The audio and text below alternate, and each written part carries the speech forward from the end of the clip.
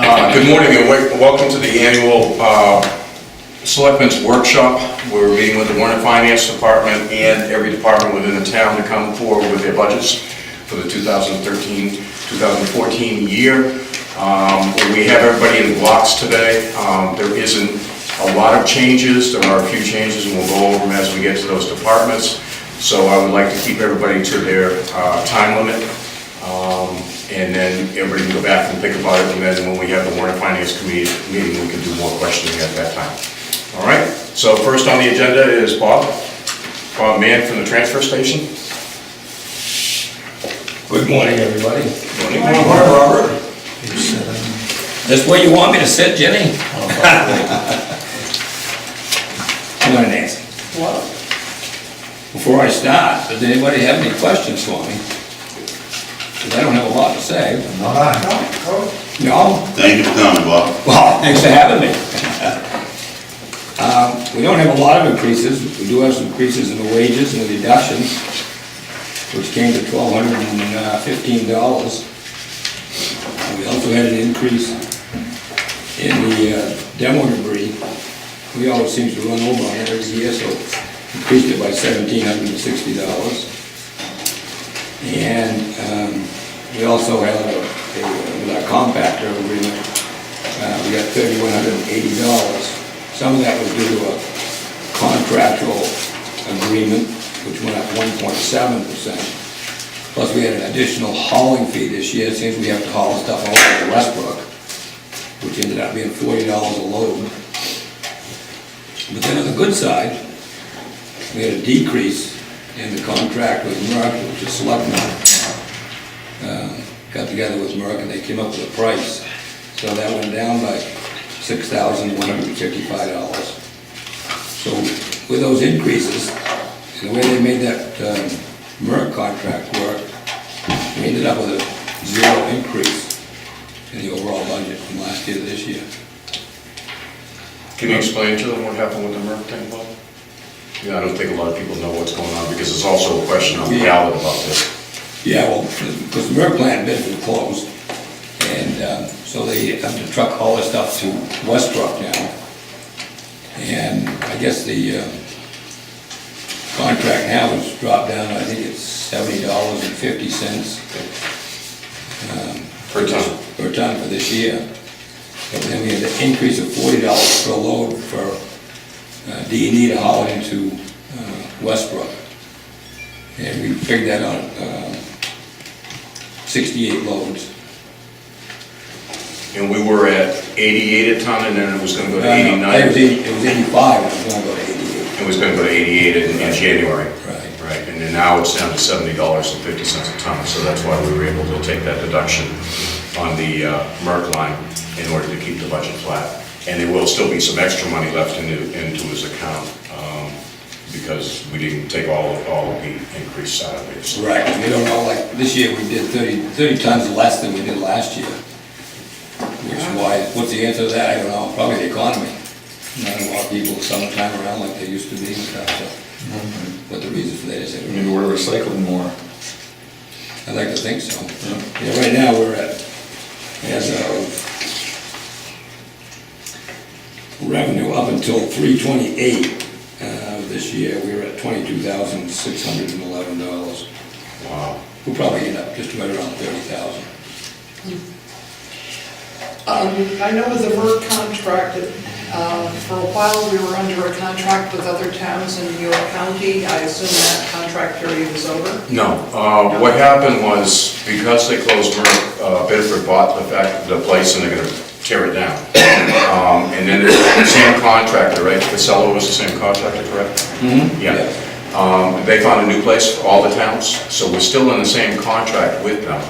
We did a temporary extension under this new plan until the town meeting. Then we have to go on the town floor to vote to stay on that same 25-year contract. It didn't make sense for us to not continue on for 25 years because then we have to renegotiate. So everybody that was involved, were you involved in putting that money forward for the lawyer? I think so, yeah. Because this whole thing didn't cost us a dime because the selectmen previous to us had joined this organization, put money in there. So when the lawyer's fees came through this time, we actually had extra money left over in case we have to do more negotiations. So the thought that went forward when you guys signed that 25-year contract is what got us all these savings right now. So yeah, it was Kennebunk town manager set it up with the attorney that wrote that contract, and all the towns went, all three of us went to the meetings over in Kennebunk, and then they had all the other towns were there, and we all agreed. And we actually did some negotiation with them. They came in at what, 75? And we negotiated down to, because they wanted to keep every town, we negotiated down to $70.50. So what you guys did previously is what allowed us to save all this money. It could have been a nightmare. You know, we could have all been fending for ourselves, where we're gonna put our trash, they were talking about Rochester, they were talking about all over the place. So now it goes to what, Wyndham? No, it goes Westbrook. Westbrook.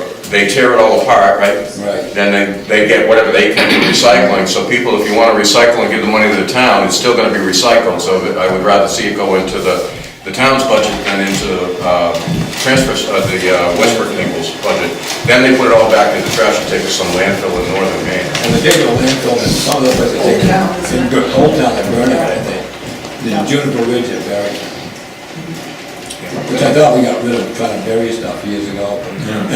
They're still buried. Yeah, definitely. I've had the privilege this year, Bob, of being the recipient down where I live with 2 refrigerators. That's good. And half a dozen tires. Yeah, The tires, I understand, you know, that once a year deal, you know. Renee, yeah. Get rid of it. But, is there any real reason why you can't take refrigerators year round? well, the only reason that we don't take refrigerators year round is because of snow conditions. And a place to put them all, and stack them up. We could, if people want us to, we can take them. I mean, We don't get that many in the winter time, like right now, we've been taking refrigerators and air conditioners and stuff since the first of the month. yeah, And I think we have 1 refrigerator and 3 or 4 air conditioners and a couple water coolers. I mean, I don't know, I'm interrupted, but I wouldn't see how there'd be that many. Right. If you opened up the thing for refrigerators, year round. Well, you know what, if you, in a situation like that, and somebody dumps the refrigerators off in your road or your yard or something, if you came to me and said, hey, Bob, I said, I got a couple of refrigerators on my dumped off, would you mind if, if I bring them up? You know what I'd say? No, bring them, we'll find a place for them. Right. That's not a problem. Yeah. Yeah, not a problem at all. Because you haven't really spent any money yet removing the Freon. You do that once a year, or? Well, no, that's always been in there because we used to have to pay to get rid of the Freon. Yeah. Which was $8 a unit, or Yeah. $8.50 a unit. And I contacted a company in New Hampshire last year that said that they would come and take the whole unit out and take it back to their place, take the Freon off with no charge. Okay, So that's why there's no money being expended out of that account, because we don't have to pay for the Freon anymore. yeah, And the other side of that is the refrigerator's got some metal in them, right, which is worth something to the town, but not the amount that, if you put 40 refrigerators in one of those dumpsters, right, then you have to pay Punske $275 to haul them off. right. And they don't weigh a lot because most of it's plastic. Yeah. It takes up so much space. Sure. So this is actually a better deal, and you know what? If that keeps going on, I wouldn't want to take it out of the budget yet. Yeah. Because you know what? That company may go belly up. Right, Then they don't have any money. Yeah, exactly. Yeah. Yeah, that's why that's like that. Okay, But if you, like I said, if anybody's down, yeah, there's some refrigerator that somebody's dumped off or whatever, yeah, just come see us. Yeah. We'll find a place for it. all right. It's not a problem. Anybody else? There's an item that applies here, so I might as well bring this point up now, but it's more of a universal thing. The 1.7% raises that are pretty much across the board, the impact of that, I'm finding, is about $4,000 for the whole budget, $2 million budget, which is largely negligible in general. In terms of like the single application, I won't call it a concern, but just the point that I want to bring up is, as raises are applied from year to year, they're applied based on the current salary amount. So, any raise not only affects this year, but, by necessity affects future years. you know, a 1.7% raise next year on, say, this year's salary is gonna be different than a 1.7% raise applied to a previous 1.7% raise. None of this stuff is contractual. I understand that, you know, people need to be paid, and it's nice when you get a cost of living raise, but does that need to be applied every year?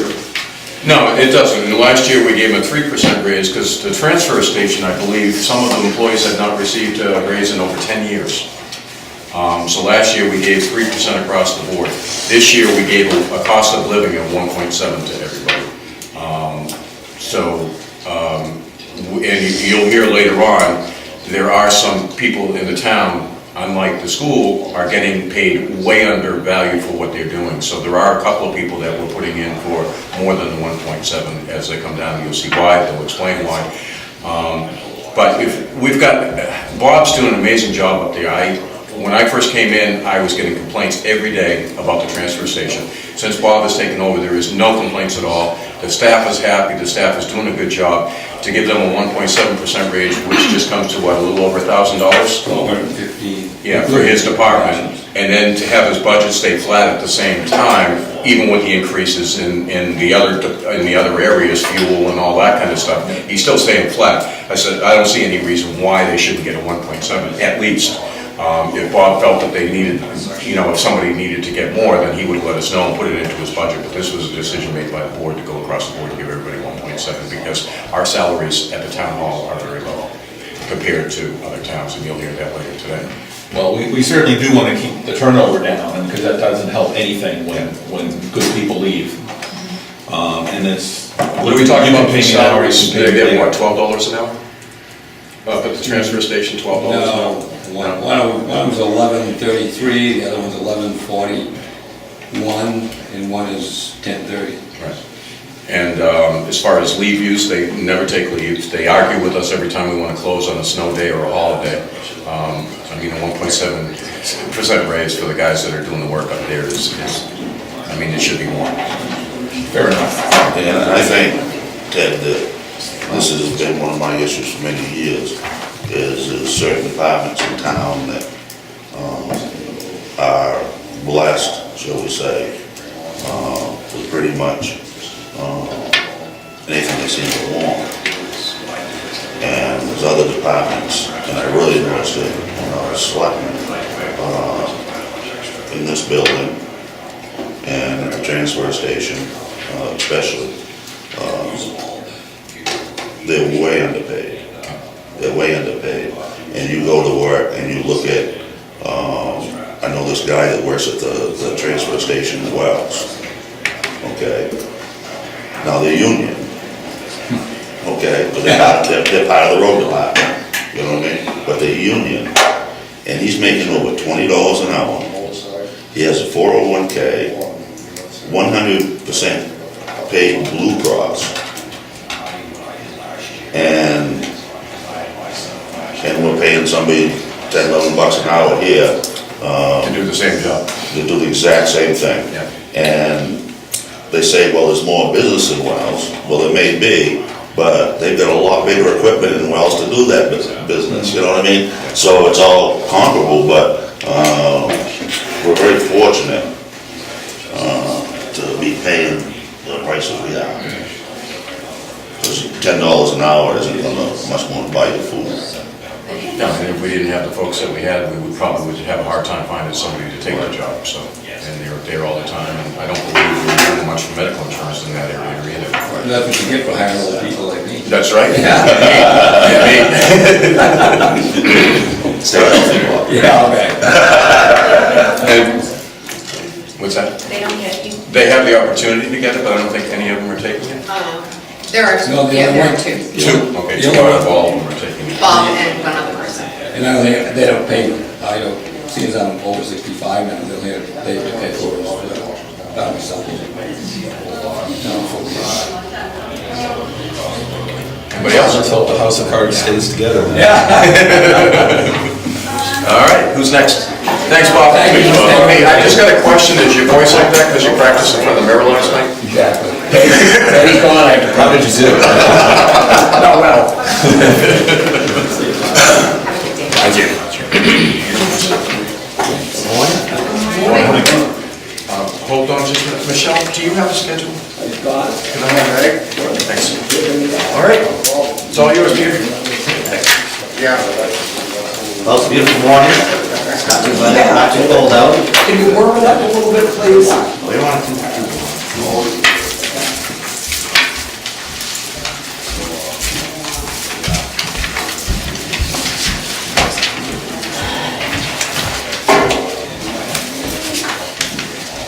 All right, the budget for this year has slightly gone up from last year. I know the request was to come in as flatline budget.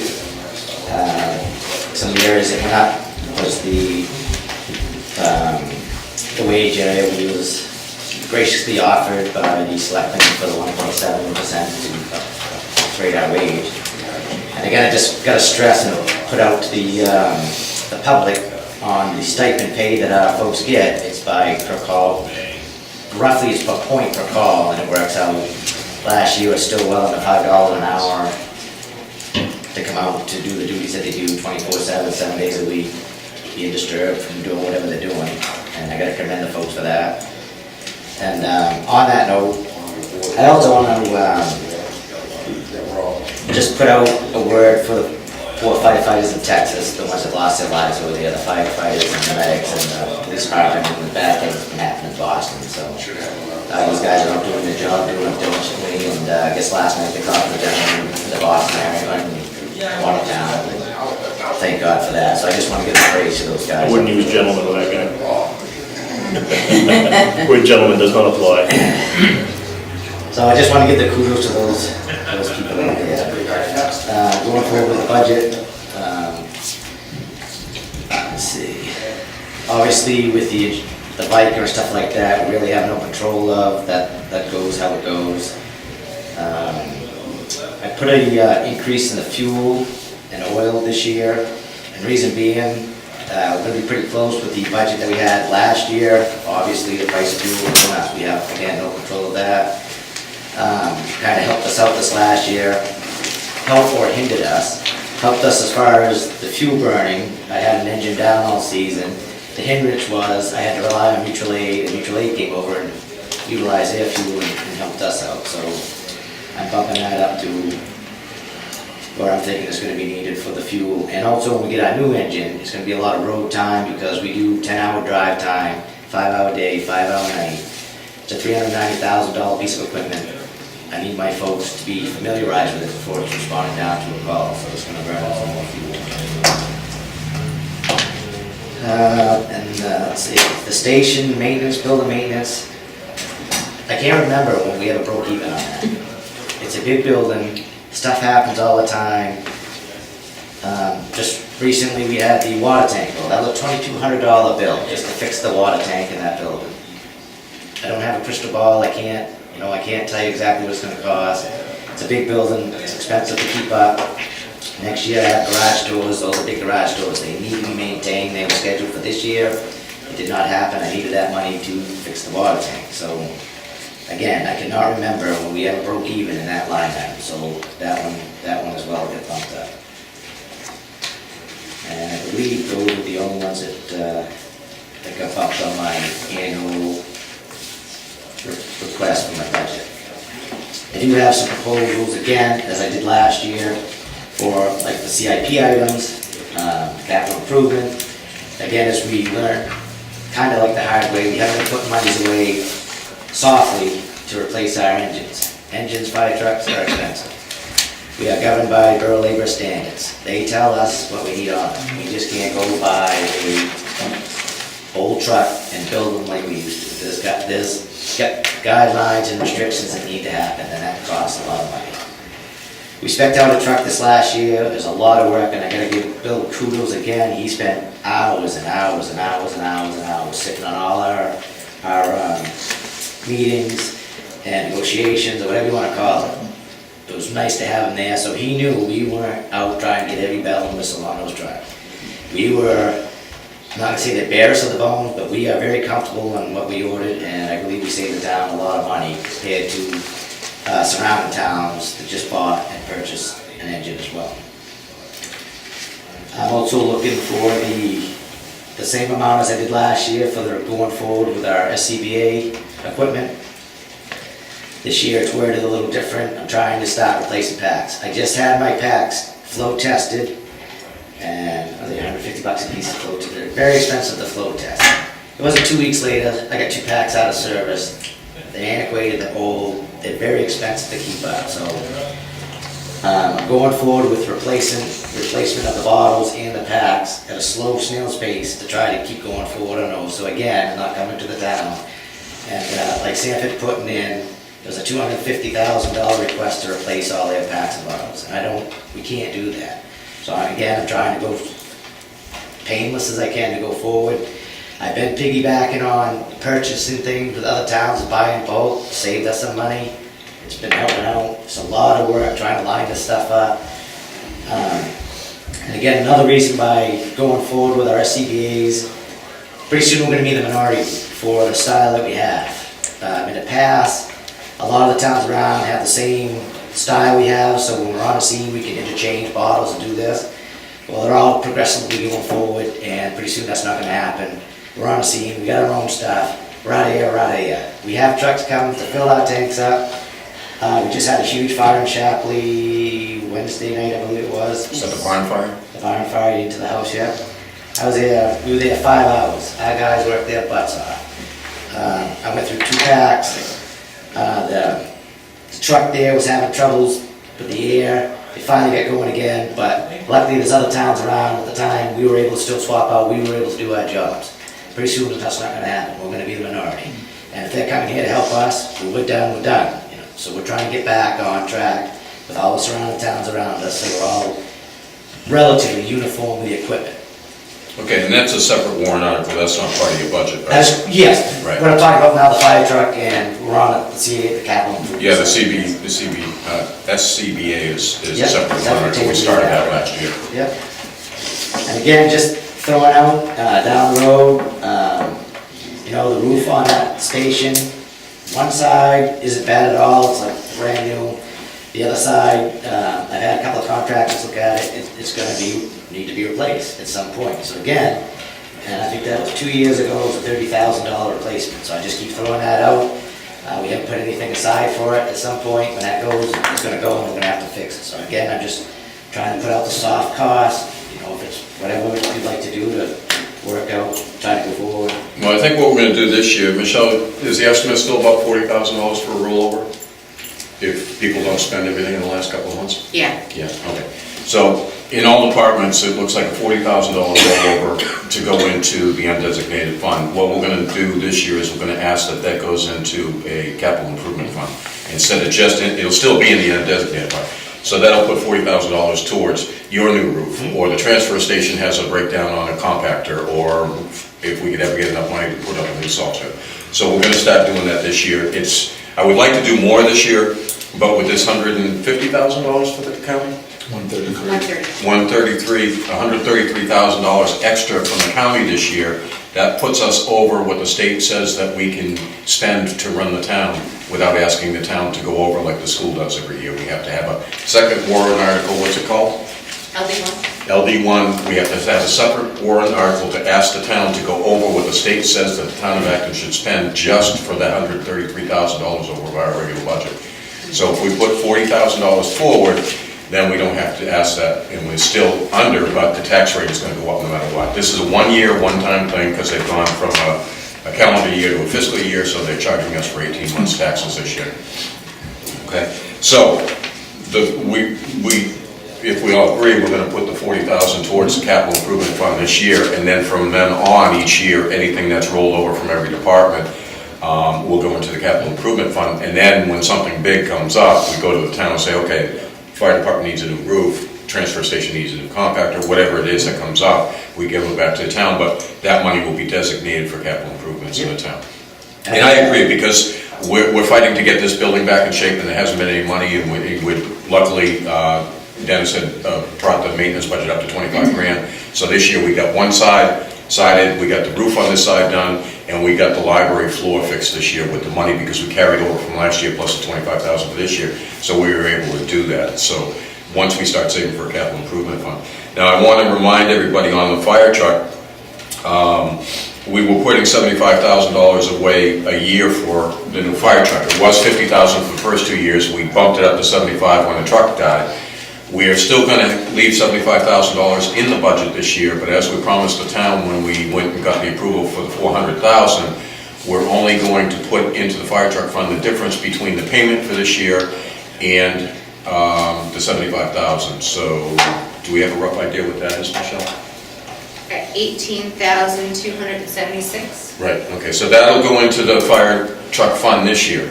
As soon as we're done paying for the reeval, which is about the same payment as the fire truck, we'll go back to the $75,000 a year. But we just can't do $75,000 on top of the $60,000 for the fire truck and, and of course with the taxes and everything else. The other thing is the stipends.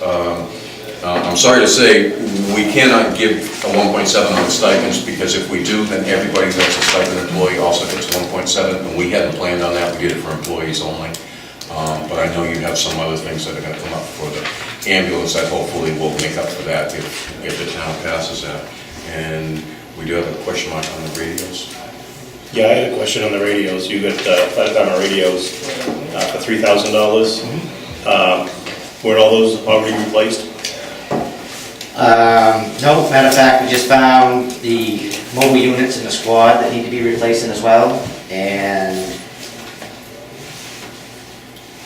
we're putting in the appropriate portables that need to go in the engine on our engine 2 that never got there. Okay. So when our new one comes, that stuff will be ready to go, because as you know, if you have a PAT, you should have a radio as you're going in, and our engine 2, we have the one spare portable radio to put in that, and so we're trying to get up to where we need to be, so when our guys are in the building, they need communications to the outside. That's for, to keep going on that. Correct. That thing. What's the As far as- expectation for future years? I mean, is that gonna be sort of like the self-contained breathing stuff, kind of? Well, the radio much will every year, or- probably, the radio will probably go down next year. It was up this last year because of the narrow banding that was forced upon us by the FCC. So everybody had to go with the narrow banding, and a lot of our equipment wasn't narrow band compliant, so we had to replace them. Some of our equipment was narrow band compliant, so it just cost us to reprogram them. So this year is again, just to try to get the amount of radio, the portables, these are portables, not the mobile units. Guys, when they go inside the building, we have that communications with them to get outside and keep them safe, and then next year that line will be down. Ted, you mentioned about the stipends. So are you asking for the stipends to be what they were last year? Yeah, that's what we're gonna put down on our budget, is that 16.5, because if we don't, then we got the forestry department, we got the nurse, we got all these people that just get $100 or $150. And then it also, with that 1.7, as Paul was mentioning earlier, you also got Social Security and all that goes up too. So we didn't offer the stipend people a raise, it was just for town employees. Okay, so this number here, then. It will be is going back to 16.5. Well, and on that note, because I didn't realize that, I was told it, I don't remember it, I just soon drop all our wages back to where they were, because I'm not gonna take a raise and my guys can't get a raise. Saying that, Pete, when Harold got done. Right. Okay, retired. The fire chief was getting $5,000. And I agreed that was kind of low, but not according to some of the surrounding towns either, it isn't. And he put in a request at that time for a $25,000 stipend for the fire chief, when he was getting retired. And I was definitely against it. I thought it was extreme. And ended up getting negotiated back down to 15. And, which is still high for any town around. You know what I mean? department budget, I'll use Shapley for example, is about 3 times what it is in Shapley. And the fire chief gets about 3 times what they do in Shapley. And the deputies is almost about the same thing. With the support,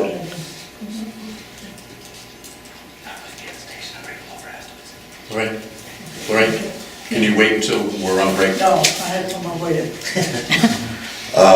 with the support the townspeople have given the fire department over the years, which they've always supported everything you've ever, basically, maybe not wanted, but needed.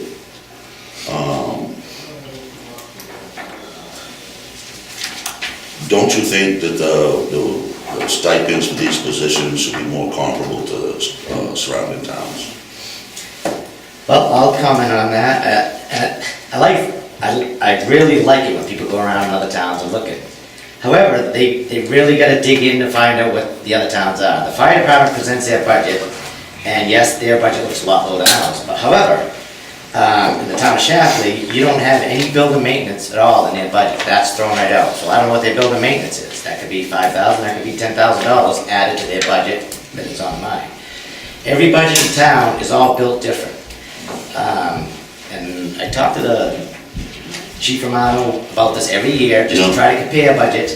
And I dig right in, and I don't know if Michelle knows or not, but on everything and anything to do with the fire department, if you add it all up, yes, we still are higher than them, but as far as their budget, they hand in, and my budget is completely different, because I add everything to do with my establishment. Over there, they do not do that. As far as the wages and stuff, yep, you're right, their wages are down. I'm not sure how to address that. Can't tell you. All I can tell you is with the hours that I put in, and I've had to cut myself down because I was basically putting myself on the ground, and that does me no good and it does the town no good. I was working 30 to 35 hours on my days off, days and night, putting in. So I'm not sure what that works out for the $15,000 a year for 30 hours a week. It's still cheap money, in my mind. There's a lot going to it. Again, I try to put in my time, again, to try to save money on overall stuff, going to other towns, piggybacking on things. It's what the fire chief wants to do. I know some fire chiefs that make some really darn good money and you don't see them. So it's on the other side of the aspect. So,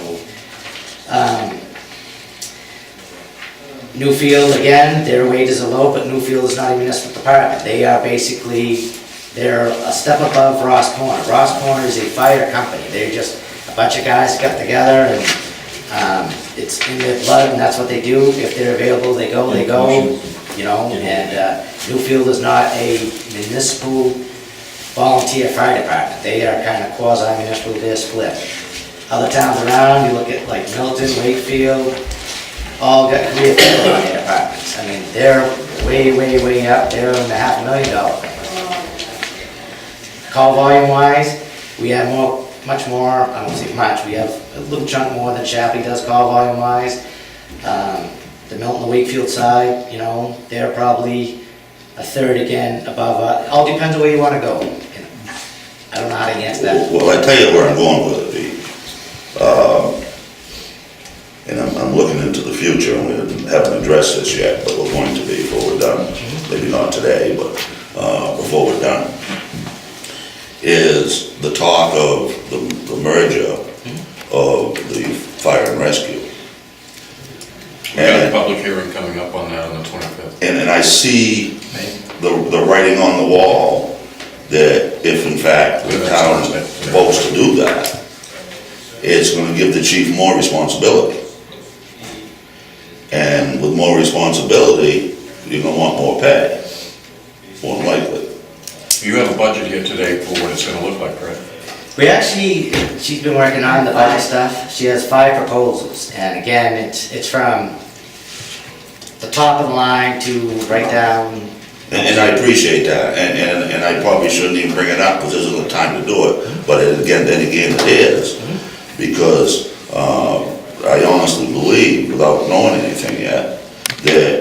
responsibilities become more cost. And it just, with the rest of the departments, well, with most of the departments in the town, keeping a lid on things, especially stipended positions, I would hope that the fire department would be the same. Yeah, and I made that, oh, as far as taking on a whole new identity? Well, you understand where I'm coming Oh, from, I do. you know what I mean? It's a lot of money.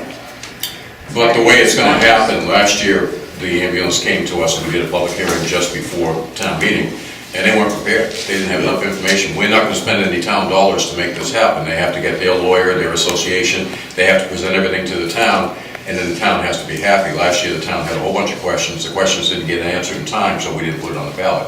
If they're ready this year, and the town is happy at the public hearing, then we will put it on the ballot, and the town will get to vote. It won't be part of the fire department's budget for the first year. It'll be an ambulance budget, and then if they voted to, have that become part of the town, then the next year, then it'll be up to the chief whether, what that budget is. It'll be a combined budget. But for this year, it's still, this is the fire department's budget. I think he's done a very good job of keeping it down. And the ambulance budget is from a non-town entity that's coming in and asking to become part of the town, so.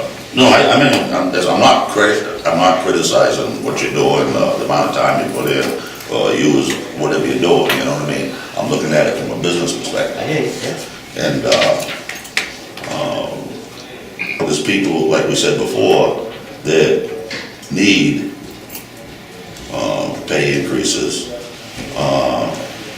And I'm just gonna throw this number out there. You get a guy that's making, $10 an hour, and you wanna give him a 1.7% raise, or 5% raise, it adds up to 50 cents. And you got somebody that's making $70,000, and you give them a 5% raise, that's quite a bit of money. I understand completely. And that's just what I'm looking at. Like I say, don't think I'm criticizing what you're doing. Not at all. Hey, I'm just trying to look into the future, what our costs are gonna be. Yeah. All right, we need to move on. We got a lot to do today. So you want to do your presentation for the ambulance? Before we move on to that, Yeah. what's the final determination about these wage budget items? All right, 501, There was some- 50108 will remain 16,500, and I'll have to leave 50204, 502-30, and 502-31 up to Michelle to figure out what those numbers will be, because, she can talk to Peter and figure out what we're gonna do. Well, 501-1, we'll go back to the 15,750. Okay. If I can't get raises for my guys, nobody's gonna get a raise. Well, we're not taking one either. The stipend people's Well, I are taking understand. raises, yeah. I'm here as a fire chief, trying to help my guys out the best I can. If they were town employees, they would get it, but because it's a stipend, we can't do it because it just opens it up too Yeah. wide, so. And when we made this recommendation, we didn't even think about the stipend, people that were getting stipends until you brought it up, and then we started looking at how many people that are getting stipends, and it just didn't make So the sense. 501 will stay the status quo. Okay. Slash. So that includes department head and supervisor as well? That includes your officers as well? Correct. Okay. Again, Chief Deanne was from the rescue, has 5 proposals. Again, it's from, you're gonna knock right out of your seat to now where she feels it's really comfortable on running the rescue appropriately. I'm not gonna say the rescue hasn't been run appropriately, but it's very tough going. It's been a volunteer organization, scraping money wherever they can. They wasn't able to put monies into where it needed to go. They were fortunate enough to repurchase and rescue from the town of Shapley for a really good, reasonable cost. Again, I gotta thank Shapley for that. He helped us out with that. It was a $10,000 purchase. They're hoping to get another 5 years out of it to go forward. But again, one of the reasons why the failure of the other one, we just didn't have money to put into it to keep it up to where it needed to go. The equipment in that division, there's nothing been going in to upgrade any of our equipment. I gotta give kudos to the Stephen King. He gave us $30,000 to replace our defibrillator. Our toys aren't cheap, but it saves lives. We bought it, we saved a life right after we got it. It was a miracle, it was outstanding. Next day. So, it's not a cheap organization to run and run it appropriately. If you wanna run on Band-Aids, duct tape and stuff like that, it is what it is, unfortunately. They're also in the request of stipends for them as well. Right now, they got very minimal stipends, and it's hurting.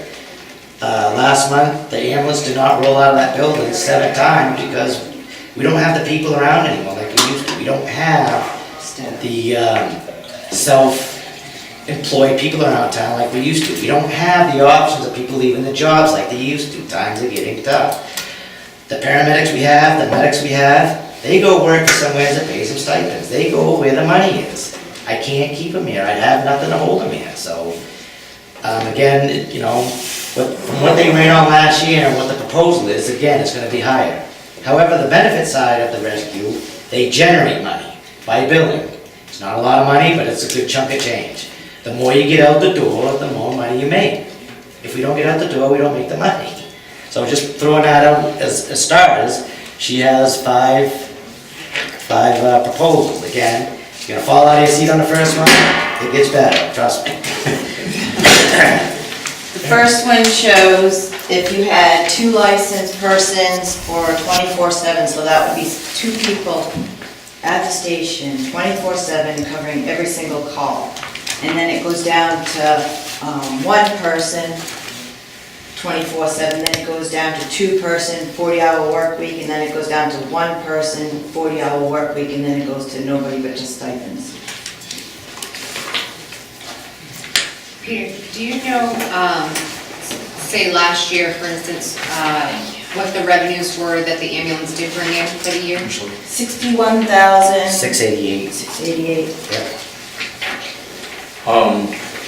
As I presented this to you, I'm presenting it as if the town took over the rescue but left it a separate municipal department. You're talking about with its own chief and not part of the fire department? Right. And that's just a suggestion. We want what's best for this community, and that's our goal. We have no problem either way. Just I know that what I do as a rescue chief over there takes just as much time as a fire chief, and it's a lot of work. So I assume this will take a prominent place at the hearing as well. So you're gonna present all of these? Yeah.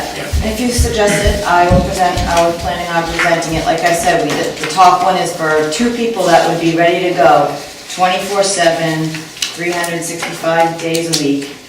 The second one is for just 1 licensed person. That's meaning that they're at least an EMT. They'd have to have an EMT license, as well as I'm thinking about the fire department as this person or 2 persons would have to be a firefighter as well, so they can do either duty. They wouldn't be just at the station for rescue. If there's a fire call or something, they would be able to do that as well.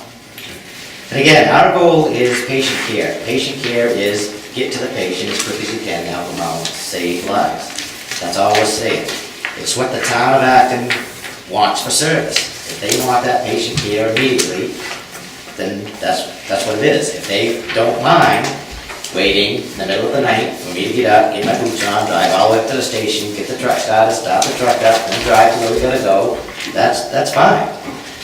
However, just keep in mind, again, we've had calls for service where it's been 40 minutes before patient care because they tone out Acton, no response. We tone out Acton again, no response. Let's go to the next town. We tone out Shapley, no response. We tone out Shapley, no response. Well, Newfield's the next closest. We tone out Newfield, no response. Tone out Newfield, no response. Well, let's tone Sanford. If they're not busy, yeah, Sanford will come out. 40 minutes before patient care. It's what the citizens of Acton want. We're doing the best we can for what we have to work with, and I can't stress that enough. If they like that service, then that's fine with us. We're just doing what we can. Has there been any thought about combining this with Shapley like we did with the police officer as far as? We have, I personally, on my own recognizance, not to make a big huge deal out of it, I have talked to the rescue chief over there. He is all for it as well, because they are struggling just as bad, if not worse than us. And you guys are willing to do that? Because I know Michelle told me the other day that they have to buy a new defibrillator this year for $30,000, if you've got one. And we became a joint ambulance. and then shared the cost of having employees at the fire department, would our fire department be better for people that are living in the fire department? I don't know what their facility is like. It would be, theirs is very small. I don't know when or if. Well, again, if you're gonna be sharing one, which I'm all for doing, not every town needs their own little crew. Unfortunately, that's how it's been in the past, that's been the history, and I've been working pretty diligently trying to combine. But when I go to another town, and they still want their own space, it's hard for me to knock on their door to get in there and say, hey, no, let's work on this together. Yeah. Shapley's been very foresighted. Chief Dwayne, Chief Romano, and Chief Couturier, both are willing to try to work together and try to make this happen, which is phenomenal. It's where we need to go. And with the deputy situation, that opened the door, and I agree, I think that could work, yes. And that was a recommendation of the study that was done with our ambulance. One of the recommendations was to merge With fire. with other towns. Right. So that it is a shared That's cost. correct. And I'm all for that, yes. And maybe I'm wrong here, Pete, looking at the wages per person and things like that, and talking about your stuff, and maybe the issue isn't really what the pay is over there. Maybe the issue really is that everybody else, not everybody, but most of the departments and most of the town employees, not talking about the school, are just so underpaid. Well, You know what I'm Yes, saying? yes, I do. Maybe their wages are so low that, well, they lower than they should be. And so when you have somebody that comes in, like in here, $37,000 person, that's not unreasonable in today's wages. But when you've got somebody working upstairs, the circumstances are different, but they work just as hard. It's not even close to I that. hear you, it's all over the whole country, I understand completely what you're saying. The inequity, I guess, is maybe what. The other thing I want to throw out real quick is, I've been trying to work real hard with the mutual aid towns, is if we have a call, because we're having a tough time, hey, can a guy come over and just help us out? They cannot do that unless we physically tone that town out because of insurance reasons. right. So if we do this combined thing with the other towns, that would also help us out. Basically, putting two forces into one and making this work. Instead of, now, I have a call, I got one guy, toning on another whole guy, which I have, and it's funny, I have some Shapley responders that are in Acton, and I got some Acton responders that are in Shapley. But they can't help them, and they can't help me unless we activate the whole darn department. It's just ridiculous and irresponsible. I've been beating up the insurance companies for months and months and months, getting nowheres, obviously. So again, with the combining of the thing, I think that's a future thing, and I'm willing to work as hard as I can to make that happen. Okay, the Acton selectmen are definitely interested in talking. The Shapley selectmen, we put out a feeler for them, they're interested in talking. So we have both boards, both fire chiefs, both ambulance chiefs, and we'll all sit down together and see if we can't figure this out. Because it doesn't make sense, if you've got a brand new defibrillator for 30 grand, they gotta go buy one this year. They've got a brand new truck, we could use our truck as a backup. Let's put our brand new defibrillator on their brand new truck and share it, and it just doesn't make sense not to do that. I told Peter Couturier when I was picking up the new ambulance, I said I was gonna put Shacton on the side. And he liked that, he says, I like that. So, Yeah, it's a lot of money for two towns to have, they can't get it out the door. Right, If we have one good units of everything, but we get out the door, that's plus, plus, plus. and pay people to be available. Right. And then the insurance money comes in. Excuse me? When you tone out once, it'd be toning out. Correct. Right, and rescue calls are very time consuming. The smallest call, the least little call will be 3 hours because there's, patient care, transport the patient, you have to do your paperwork at the hospital right away. And, turn the patient over, clean the rig out, restock supplies that you can, and then come back, and that's like 3 hours minimum call. The sad part is they get out sometime before we do, that's sad. One of the reasons that I like the idea of the deputy being shared between the two towns was that he can sort of act as a medical responder. Well, that Is was- that true? Yeah, Or- That was what I wanted to propose, whatever happened, happened. I was hoping that, yes, because he's in the area, he was an EMT or a first responder license, Yeah. which isn't the case. So, It isn't.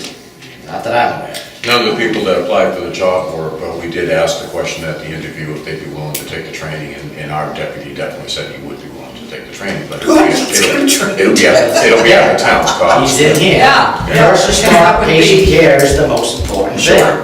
Getting patient He care was, for that patient. he was a first responder when he stopped my truck the other There day. you go. I apologize for taking up much more than our time, but if you have any questions, please don't hesitate to give myself a Denise a call. One question, the hearing that's gonna be in, whatever it was. Next Thursday. 6 o'clock. This merger with the other town for the rescue services, certainly has a lot of merit to look into that. But would not the merger of the rescue service with the fire department in Acton preclude any further discussion about that, though? I mean, they're mutually exclusive, are they not? No, because right now, that's a nonprofit, the Right. fire department's a nonprofit. We couldn't negotiate with Shapley for the ambulance right now. Once the ambulance becomes part of the town, then the selectmen can negotiate both departments. So it's really a necessary step in the evolution to consider negotiate with doing them. that. And Chief D'Angelo said, doesn't necessarily have to merge with the fire department, but merge with the town. So it's, at least it's a municipal entity, so we can go. Not private. We already, both departments already work very well together, because most of us, 99% of us are on both, there's only 1 or 2 people that Wow. aren't. So it's a legal distinction really more than anything. Again, guided by somebody else, and not what we're going to do. And the other thing to keep in mind is the ambulance right now is paying their own insurance, all their utilities on the building across the street, Registration. registration. Licenses, med licenses. Yeah, everything that we're paying for the fire department, we're actually paying twice because the ambulance has to buy the same thing. By them becoming part of the fire department, the insurance is already there, through MMA. They have to have their own policy. You have to have your own bookkeeper, you have to have, all those things. So, Treasurer. Yeah, so there'd be a lot of things that are being spent from the money that they're getting from the ambulance calls, that $60,000 that they made last year, a lot of that's going towards insurance and all those things that they wouldn't have to spend. So even these numbers would be radically different upon merger. I don't She think they took have a lot of that out, I insurance. think. Yeah, she took all the insurance and everything else. But again, the proposal that she made was to make the rescue work, not just to get by, Right. and keep You've been going getting down by. and down and down and down. Well, you might as well ask for what makes sense as opposed to, trimming in the first place. My first goal is to serve my community the best, and have people serve the best. I always put myself in their shoe, what if I was that patient, and that really helps me. And I think it helps a lot of our people, we're very compassionate. So I'd like to keep them around and give them that opportunity. Just one quick thing before you go. Have you guys been contacted by Goodall Hospital, that guy that's writing the grant for healthy communities? He wants to work with Waterboro and Acton. They're doing a breakfast up at the park. Krabby Bears. He has Friday. This He coming has gone. Friday. Yeah, this coming Friday. He has contacted you. All right, could you have somebody with medical knowledge go in and find out if it's any benefit for the town? I've talked to him several times, and I was hoping I could go to the meeting, but I can't, I'm gonna be working, but they want the town to fill out this thing, and a lot of it has to do with sidewalks, so the kids can walk to school and all this other stuff. But he says that it'll open us up to money, and I mentioned the ambulance to him, and he's aware of another grant that his department at Goodall would help us write in order to get money for the ambulance department. So if somebody go up to that breakfast and talk to him, okay? No problem. Great. Thank you. Thank you, guys. Thank you.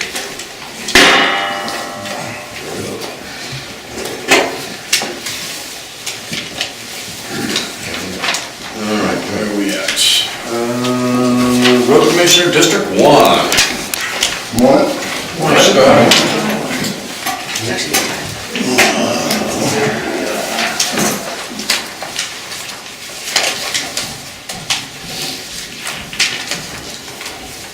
As you might heard, the selectmen asked us to keep my budget as a flat line, which we pretty much did.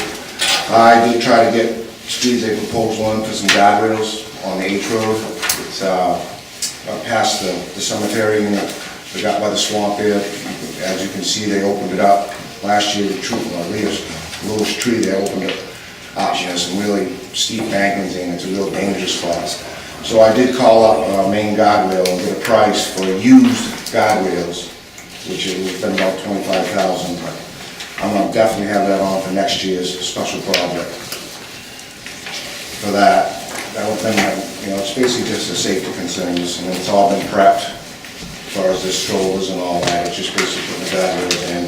And I'd be leaving an access down at the bottom for that large culvert that crosses the road, so we could get in there to maintain and get a piece of equipment. But that's for next year. As far as my numbers this year, I mean, my line budgets, I try to go over them and put the money where it was supposed to be actually delegated. Just for for my road surfacing.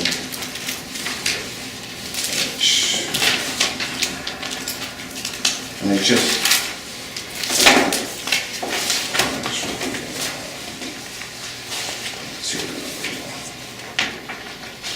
well, I mean, I had like for contractors in there, and material, it was way low, but which, you know, all my money really goes to the, you know, if I get $90,000, I'd like to give at least $80,000 to pure pavement, grinding, and stuff like that, and then, you know, whatever that other $10,000 might be for just a little bit of prep. Stuff like that. So besides that, I mean, my snow plowing this year went over budget a little bit. I still have quite a bit of my maintenance, road maintenance. I have on the line $4,795, plus I have $34,000 left over from last year. So that's going to get me through get another project done on Goose Pond Road that I'd like to get paved for this year too. Plus I'll be paving the back stairs where I did the project there also for this year. My upcoming projects for next year will be from Sam Page H Road to Nason Road. I'd like to do some reconstructing and maybe some grinding, maybe change a couple culverts. I've got a good part of the ditching already done there. And up on the end of the H Road, take a left up that hill to Acton Ridge, there's some large culverts there that I might have slip lined, or I might be able to just extend them and get some more ditching and get that road trimmed up and paved up in that area for next year. Did you ever get that easement for Red Gate Road? No, I'm still been working on that. I'm gonna get back on that, probably get that easement to finish that little section of it. But it's a long process. Well, when you have a trust, and they have 8 or 9 people that can't agree, it's kind of hard to get everybody to sign off on something, so. Right. So my budget is pretty much, you know, it's the same as last year. Like I said, besides my regular brush cutting and sweeping and coal patching and sign, and, you know, I just recently did went over all my 911 signs and made my water. And the edging and some large tree removal and stuff. That one of my other major projects that I'd like to get done for next year. And I'm gonna be utilizing just about all my paving money just for paving for this year that's coming up this spring. So you'll know if you were here when I was talking about the rollover money, Yeah. that doesn't affect the accounts that we asked the town to roll over for the public works. So your paving money still rolls over, and whatever other accounts that we rolled over starting last year, those will still roll over. That was gonna ask you We're not taking that money and putting it in. The 40,000 is left from the fire department and the transfer station, and then whatever accounts that we have not been rolling over for you, and that's where that money is going to come from. Right. The only other thing is, I know we had talked about putting 25,000 more into the salt and sand because we went over for the past 3 years. But because of the way the budget is, we don't want to put another 25,000 into the tax bill and have people pay taxes on it where we're allowed by law to go over and take out of the undesignated fund. So we're going to leave that flat. We're not going to put the 25,000 forward in that. We're going to leave that flat. I mean, as long as the people know it is a fictitious number, you know, and winners, they all win vary, so, I mean, Yeah. this year was a long, dragged out winter. Yeah, You know. but, the money, no matter what, if we put it forward and then we still go over that 25,000, we still gotta do the same thing. So, to tax them for an extra $25,000 this year, not knowing what next year's gonna bring, when we know we have money in the bank that we can use, and then go to the town meeting and say, okay, we went over, is it okay if we use this? We didn't have to tax them for that $25,000 last year, we don't have to tax them for this $25,000 this year. Because I don't know, how much did we go over this year on salt and steel? 21,000. 21,000, Right, okay. but then out of that line item too, because after, last year, we started taking our loader fee out of that, and we'll load up, because we putting it all in and buying it, we take it out of this one, out of the stockpile. But last year, we started, when we take it out and load it back into the trucks to go service the town, we added that also. So, I mean, if we have 5,000 yards of material in there to move at $2 a yard, that's quick numbers for $10,000. I mean, so that easily reflects right to that 21,000 just from last year's, by changing that, by taking the stockpile money off that also for loading out. I mean, that's $10,000 right there that, you know, by just changing it that way, added on to that stockpile. But you had plenty of money this year, Scott, As far as the winter maintenance, plenty of money, to operate. yes, yeah. I mean, you weren't over budgeted, so.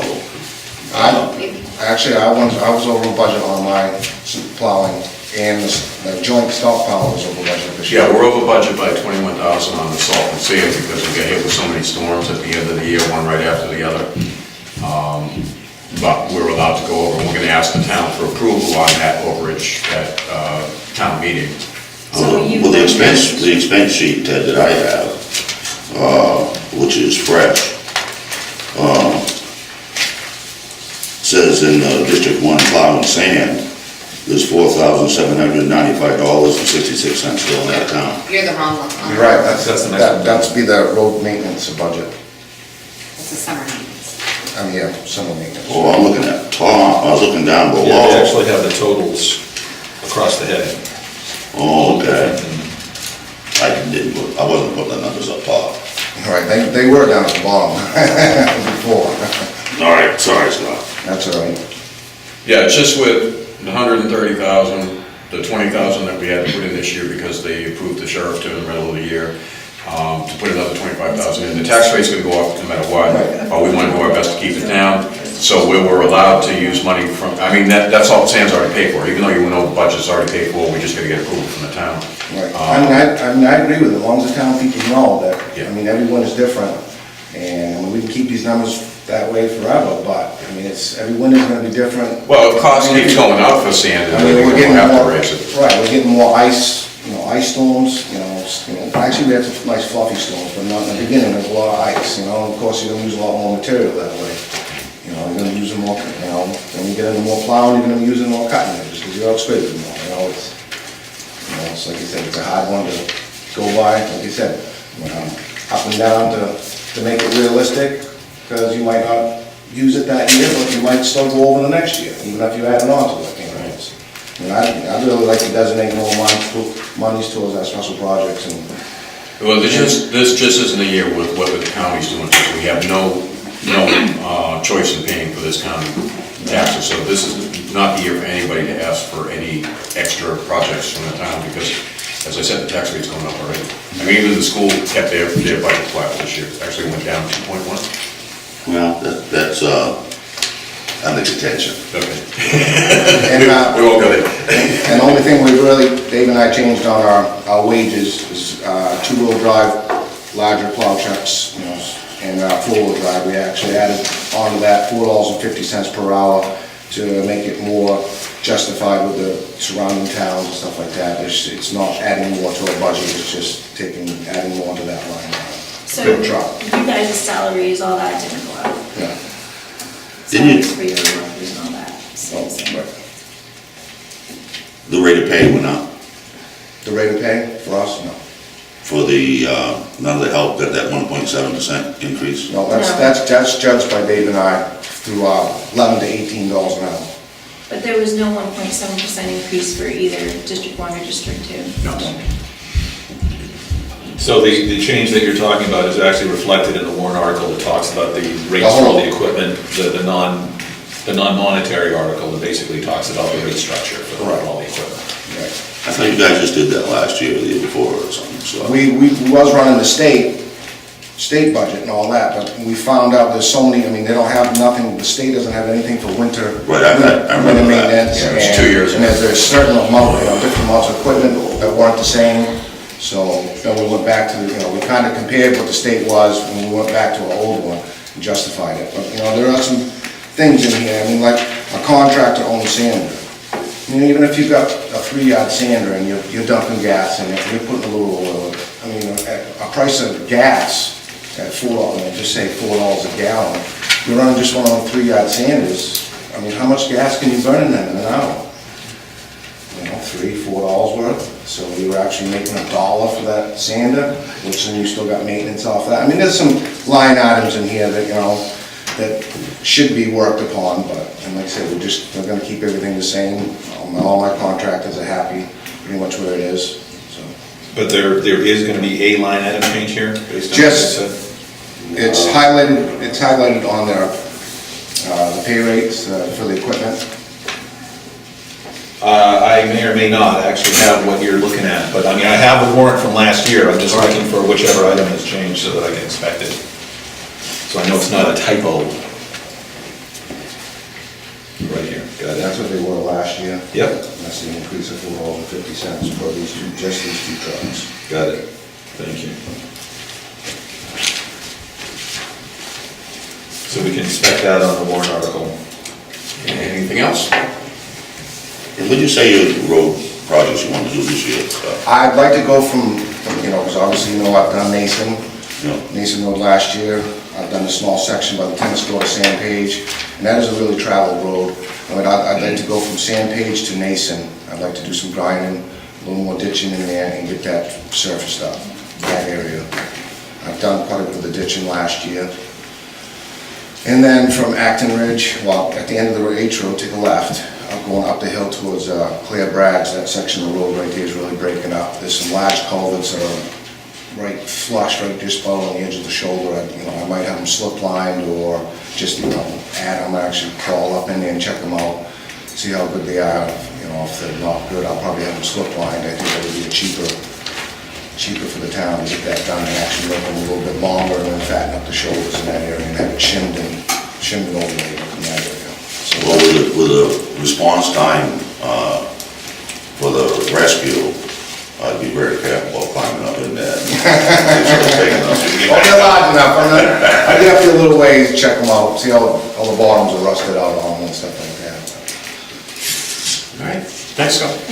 One more question? Yeah, sure. I mean, it seems reasonably clear that, even though you've been holding the line for any number of years on the budget, that it seems to be working. I have nobody's complaining about roads, we always are able to get around when we need to get around. I do have a concern, though, about, say, the long-term plan potentially for paving. I know that for a few years, there was no money in the budget for pretty much any paving. It was catch as catch can. The budget was restored, so for this is the second year, or I think actually the third year right now, where we actually have a paving budget. The second year. Second year. Where we actually have a paving budget, went to like 196 last year and then 180 in the current year. And it's looking like 180 for next year as well. I'm all for if we can get done what we need to get done with that budget, but do you have a sense at this point of whether we're gonna, we're sort of fooling ourselves that at some point we're gonna find that our roads are gone and we have to spend a lot more to bring them back up to state? Or is this a reasonable number for long-term maintenance? I feel, I'm happy to get the paving back, so. Right. But of course, on certain years, different weather situations, you're gonna have roads get destroyed more than others, depends on the winter maintenance and the 100-year storms we get and stuff like that. It's a state road. Right. But, I've been nailing it pretty good as far as throughout the years. I lost a couple of years, but I've been trying to get about a mile a year, of paving done. It depends how much reconstruction and stuff like that. Yes, I would love to have more money to get more roads done. Yeah. But, in my situation, on my side of the road, I can actually do some really decent projects with that money. Because like I said, I delegate whatever I usually get for paving, 90% of it goes right to Frankie Carroll or Pile Crew, whoever gets the paving bid. And I do all the dirt work and stuff like that out of my other budgets. One thing I think Scott doesn't half-heartedly harping on for quite a few years, and I would think that it would be in your best interest as a road commissioner, and I think it would be in the best interest of the taxpayers, and we could get quite a bit of money, I believe, especially considering our environment, is that I don't understand why with the roads, we don't have a 5-year plan, which would open the door for much grant money, quite a bit of grant money, especially considering with all the lakes and stuff.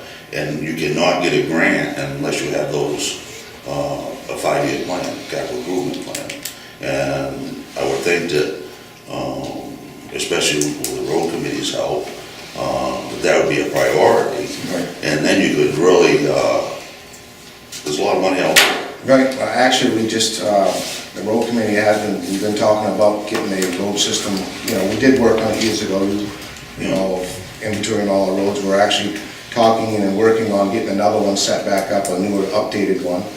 The selectmen and I and the captain and stuff like that, we just went to a FEMA management course to open up the door, so we're basically all certified, the town is certified to be accepting a lot more of these grants and get more grant money to start funding us, our town better, so. And I appreciate that maintenance plan, I guess I might be using the wrong word, a capital improvement plan.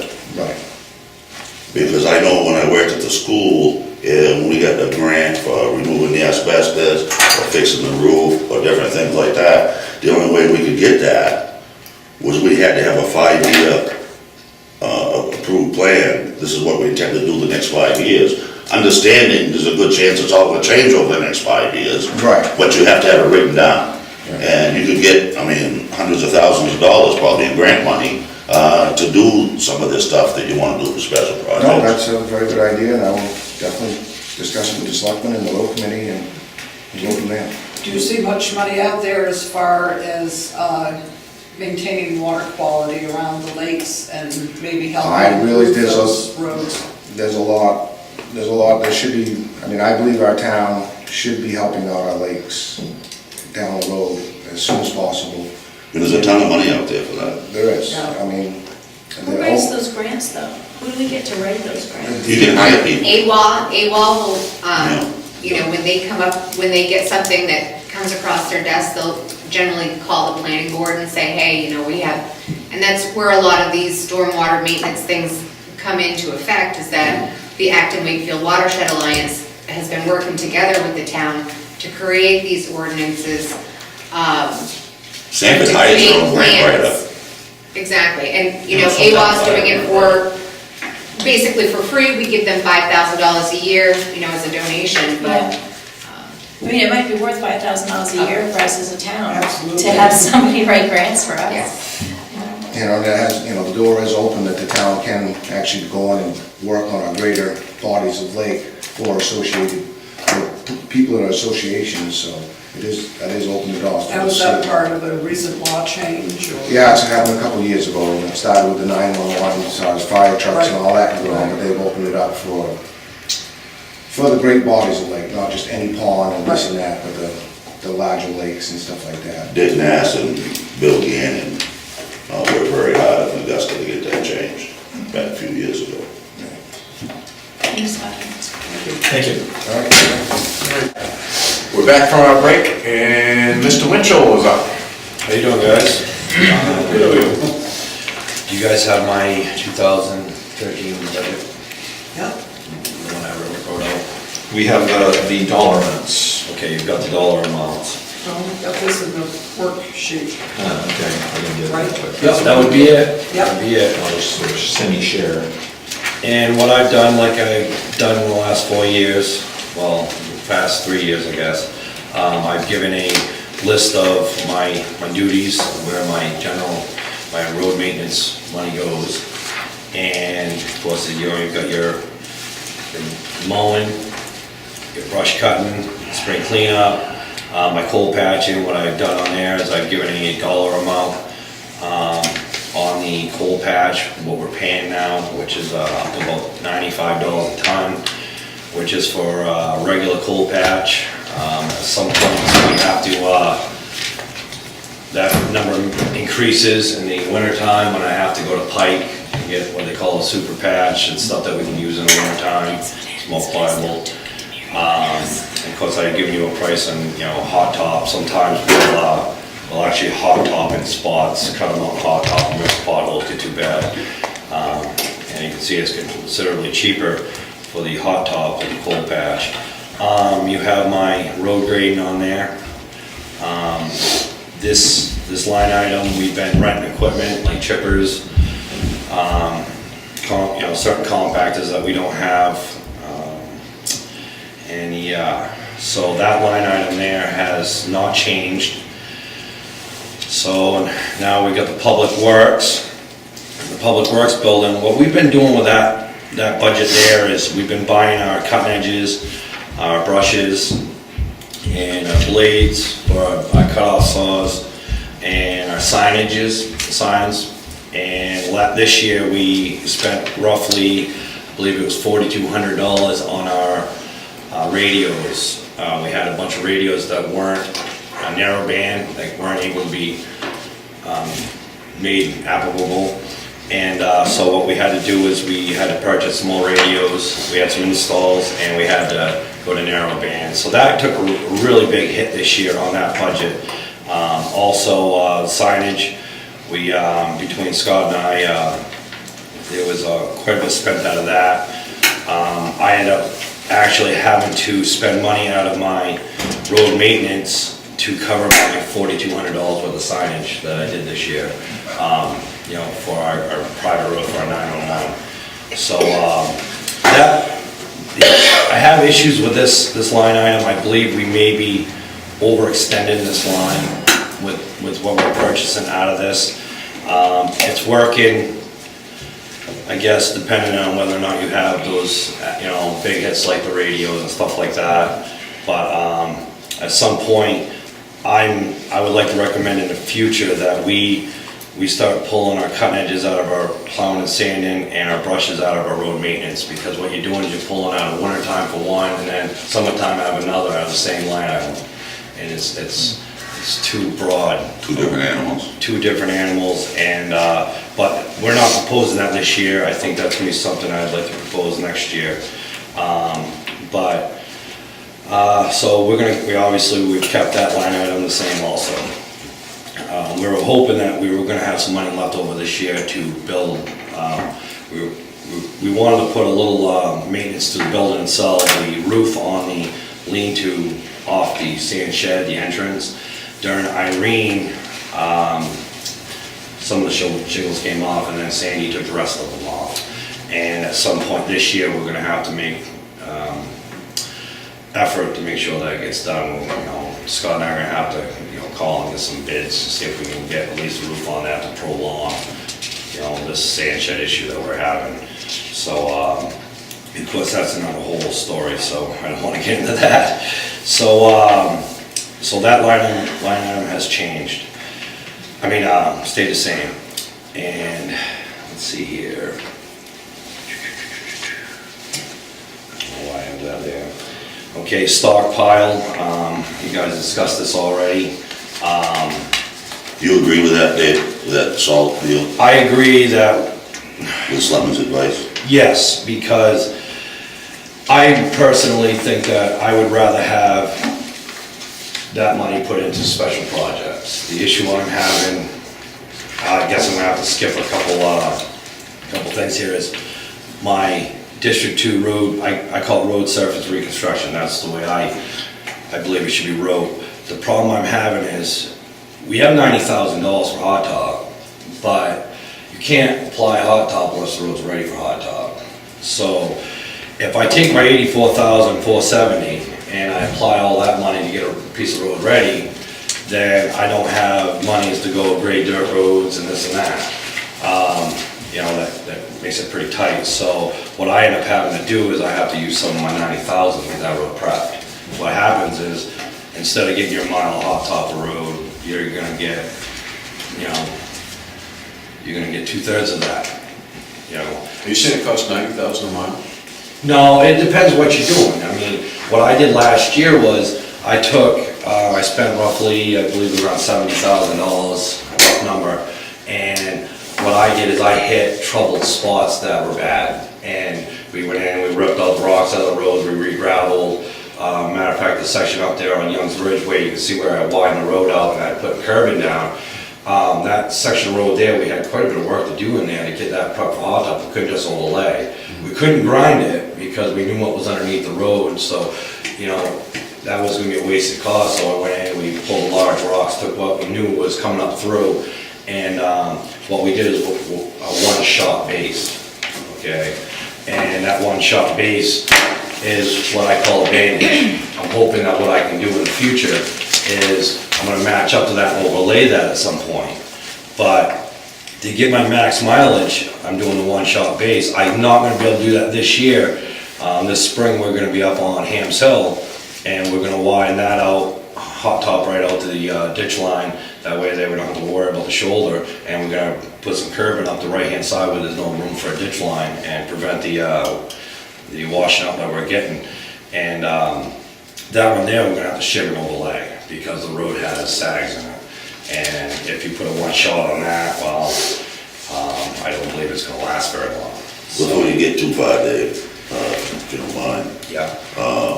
I see that, you didn't overspend your winter budget.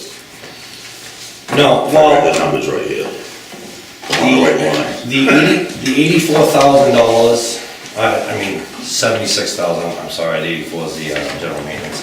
The $76,000, I did overspend, but last year, I had a reserve of $15,000 that I was able to roll over, and that made it so that I did not have to worry, did not go over my, I guess that's leading Line to, item. my next question was, this rollover money,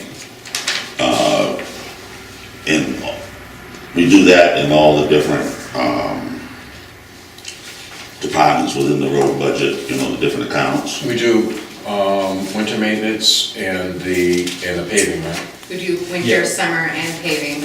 Yeah. Okay, so I guess my next, the goal with that is, we roll it over, so say if you have $10,000 left in one account, Yeah. and we roll it over, say to your summer maintenance, then that would give you an extra $10,000 to spend in the next year, and. for that summer maintenance. Yes, and what I've done is I done an average, I done a bunch of averages of the last 3 years, and you take 9, 10, year of 9, 10, 10, 11, 11, 12, take those years, you know, one year was 70-some thousand, 70,000, one was 91.6, 61.1, and you average them out, and it comes out to an average of 74,359. So, you know, in general, we always figure that in a 3-year period, you should average out. Right. But you have a year like this year where, you know, we had quite a bit of snow and ice. So that's why having that rollover, where it's good, I actually still have, I believe, $5,800 left over in my reserve for next year, if needed.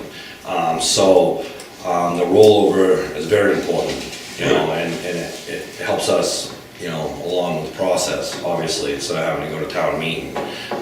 Obviously, we have that $76,000 number that's our goal. But sometimes, you know, Mother Nature has different ideas. One item you have here is patching culverts, and I know that Scott touched on this, and that is lining culverts. And what kind of a liner do you put? I don't prefer lining culverts. Okay. I believe if there's a culvert that's been in the ground for 30 years, it's time to change them out. But, I mean, in some applications, like Mr. Yetman back about, it must be probably 10 years now, maybe not quite that long ago, 8, 9 years ago, he lined a culvert down here at the brook down here at the bottom hill of Bean Hill. And the reason why that was, the cost effective for now is the amount of money it was gonna cost to do that because of the dam. And Oh, right. it was gonna be, Diverting all that water and everything. well, what it is, you take it and put a liner inside of it, and they put this foam and stuff in there, and, you know, they say that, you know, because the old culvert wasn't a smooth bore, when you put a smooth bore, you're gonna get higher velocity, you're gonna get more water through it at one time, so you're able to do that. But in general, you know, I try not to do a bandage, and if there's something there where it's cost effective, you know, it's not that large of a hit on my budget, I would prefer putting new in. Okay, but you've got patching culverts, but when you do patch them. Patching culverts, meaning what happens is when I go and change a culvert that's sagging or whatever, now and then what I'll do is we'll do it ourselves now and then, we'll go and get the hot top and we'll pave it in ourselves. But lately what we've been doing is we have a private contractor we'll hire out and they'll pave them in. Okay, thank you.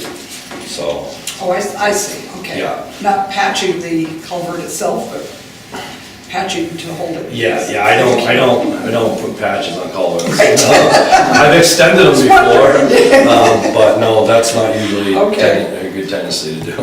Thank you. Another thing I see in riding around the town,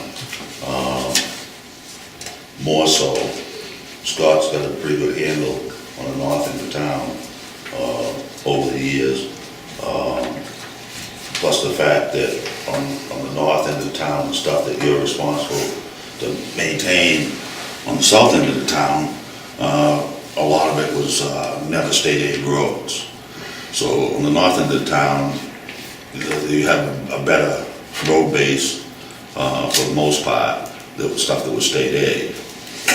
And talking about Young's Ridge, talking about Buzzell Road. Talking about when they originally were built, there was state aid, you mean? Well, yeah, like the Wakefield, Newfield was state aid. And the state rebuilt a lot of those sections, you know what I mean? And that's why they hold up as good as they do. I mean, not that you don't have to maintain them, you do. But you take like up on Young's Ridge, there's no base there. I mean, it's just,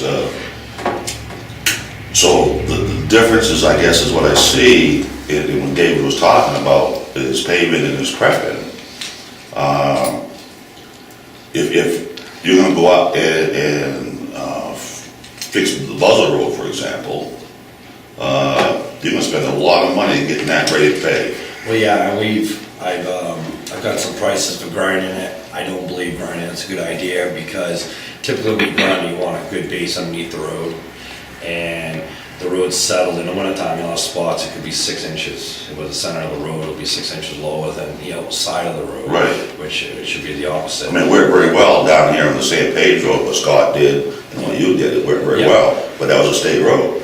And we also had, on San Pedro, when I ground my section, we had over 8 to 9 inches of hot top, which when ground made a good base. Right. But, you know, I guess we're moving a little further along, and so I guess I'll explain. One of my projects right now is taking care of Hams Hill, okay? And I'm thinking outside the box a little bit, you know, on the curb and stuff like that, trying to divert water from taking out the edge of the road and this and that. And we're gonna try to continue that all the way down where the cemeteries and where the houses are right up next to the road, and eventually, you know, come down over and match up down the Red Schoolhouse where we had started paving last time. This year, I'm only gonna go up to top by Victor Horns, okay, down to the bottom of the hill, we got some culverts changes and that. The money I have left out of my, I believe I got about 89,000 left in my hot topping, because I had a reserve last year of 36,000 or so. I believe I'm gonna have extra money. So I have an issue down on Covewood Drive where the road, we ripped it up this year with the snow plow. It was the old straight on asphalt. We have roughly about 400 feet in there. We're gonna do a match up with the better hot top, I would say, and do those projects. But next, after July 1st, if this budget passes, my plans is going down Buzzell Road and elevating that section beyond where the sharp corner is, and using some of our town gravel and bringing that road up to where it needs to be, and then basically whether or not I have enough to base, then overlay. We're not sure, we'll see when we get into the project what we got for road base underneath there. But it may be somewhere I'm gonna have to overlay next year, but it'll be something that at least will get us on the right track. And that's where I'm coming from, where you cost more money to get ready to pave on a road like that, obviously, than it would. Well, there's a lot of variables, between that, the idea that it does cost, and I'm not saying that on the north that has some roads that are not so great either, but, the issues I'm having is on my road maintenance, there's 84,470 in that account. It sounds like a lot of money, but the issues I have is I have dirt roads I also have to maintain year round. 2 to 3 times a year I gotta grade and gravel them, and that's an expenditure the north end doesn't have. So and the gist of it, when you add on an expense here and this and that, I've got to look at it. I have to have money in the springtime in case of a really bad spring and this and that, so I'm almost forced to have to use some of that money out of that project. That's why I call it, road surface and reconstruction, but every road's different. That end of town is definitely, there's some undesirable ground underneath some of those roads. Also, the biggest problem I have up there is a lot of those roads are very narrow. They have rock walls right on the edge of the roads, and you're trying to keep erosion every year. You get that erosion on the edge of the road, and it's hard to maintain. That's why I'm going the route that I'm going in. I'm doing some of this, some Cape Cod curving and stuff like that to contain the road and within itself. And unfortunately, there's more expense in that. But in the long haul, you're gonna find that it's gonna be cheaper in the long haul because you're not going up there and grading ditches every time it washes out like Hams Hill. Fortunately, I think I've only had to go up there once this year and take the snowplow, plow the dirt off it. And so, but when we're done this spring, we're hoping that this is gonna be an issue we're not gonna have to take care of, we don't have to worry about. We have 3 houses, well, it's more than 3, we got 4 houses on the right-hand side as you go up. Every one of those households gets sand in their dooryard because of the pitch of the road going down in. One of them, we went in and installed a culvert, and we put a little hot top apron so the water, and put a berm up so the water wouldn't go down into their property. And we forced that water into that culvert, and that's worked pretty good. And we're gonna have to do the same thing up further. So there's a lot more detail that's going into that hill. It's a lot of cost. So, and I can't cover that out of my 84,000. And without having special projects, that's why I said I would rather not increase the sand budget. I don't want to increase any budget that I don't believe we actually absolutely need, that straps us down. That line item doesn't strap us down. When I did the averages, it works. You're gonna have a year here and there that doesn't, but we all know, like Scott said, it's a fictitious number, we just use that to set the tax rate. So, but, yep. Okay. So, I don't know. You guys got some questions? Stockpile materials line, it is as yellow highlighted, that is the number that we're going with, is that correct? Actually, I think, is that still Or did that change? 15,000? I'm still. That's still I'm not- 15,000 over, Yeah. so we dropped that down to 65 is. So we are. Okay. Yep. Are there any other changes other than, 65, what number, where do you come up with? I'm Oh, it's looking all the at same. 10530 Public Works stockpile materials. That number is 90,383. Yeah, no, we're talking about the line. The line item. Materials. All materials, yeah. So that's going down to 65? Right. I mean, It's going back to what it was last year. We have had, our salt intake has gone up in the last few years, but the cost of our salt right now is relatively cheap. It's getting around $50.75 a ton. But I believe in the long haul, it's saving us a little bit of money. As you can tell, the fire station, we have roughly maybe an hour or two of sweeping out there with a couple of hand sweepers. We salt those the intersections this year and last year, we've been salting the intersections. San Pedro, we're salting that road. I have a separate truck that takes care of all these intersections, the fire stations, and that's what his job is, to make sure those roads get salted because of the lack of high speed to blow the sand off and the sand on the intersection. So that might be one reason why that's I costing. just got one more question. You know. And it'll be a quick one. Okay. Yeah, right. I want to ask you the same question I asked Scott, Dave, and this is about a capital improvement plan and what your thoughts are on that. Well, I mean, it's a must. You know, I attended a bridge course a little while ago here, and you know, I got my bridge reports. This has been a discussion at our road committee meetings, and you know, I attended this bridge course and talked to Ben Foster. He's the assistant bridge engineer, and right now with the bridge report we've got, they're not shutting the bridges down. The bridges are right now what they call in poor condition, but they're not in non-passable shape. But at some point in time, we're gonna have to start looking forward to, at some point, doing some bridge repair. We have an issue right now on Canal Road. It's kind of getting into a bee's nest because, you know, both my bridges are bordered by a different state, and who's gonna pay what, and this and that, and they're trying to get the Canal Bridge right now on the Historical Society. After talking to our bridge engineer from the state there, he doesn't think it's a good idea. He thinks it's gonna really bung us up to the point where we're gonna have our hands tied.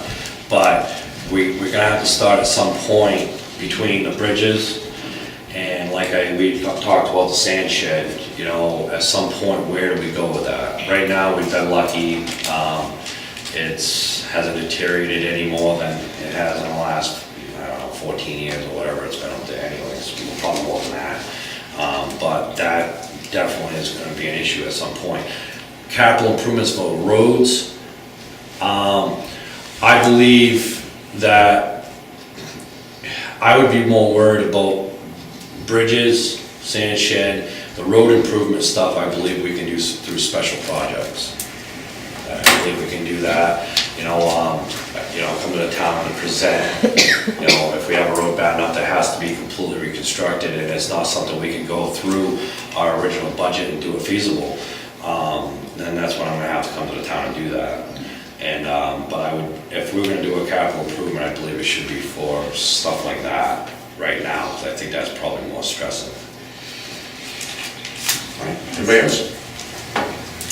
See, I kept it short, he didn't. You did?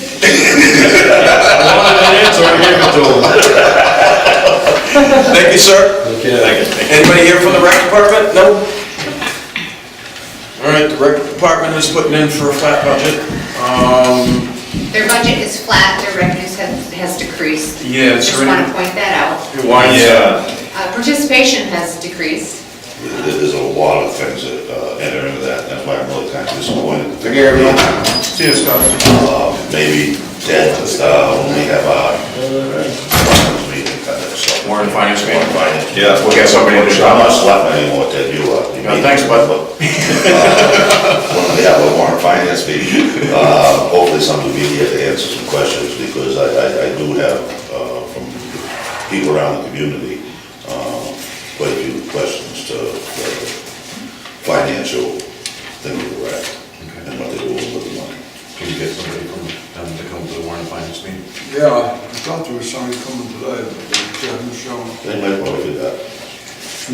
All right, so next is CEO, Mr. Walker. Come on, Dave. Let me get into this mileage. Chief Executive Officer.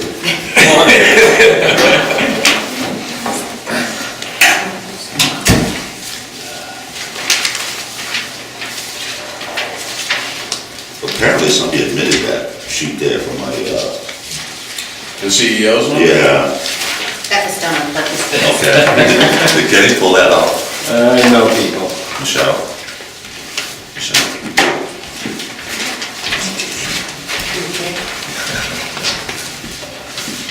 Unless it's a special project. Do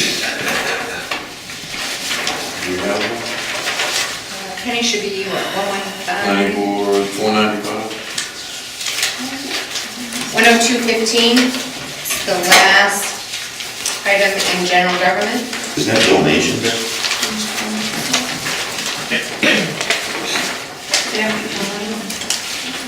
Yeah, it was actually, it was General government.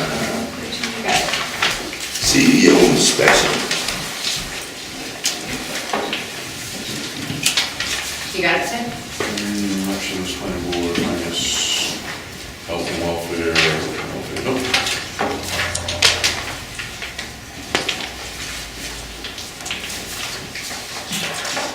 Go ahead, Ken. Everyone found the page? It's just different. Do you have a page? page? With the numbers. Need copies or all set? Yep. Any questions with them? Anything you want to start with?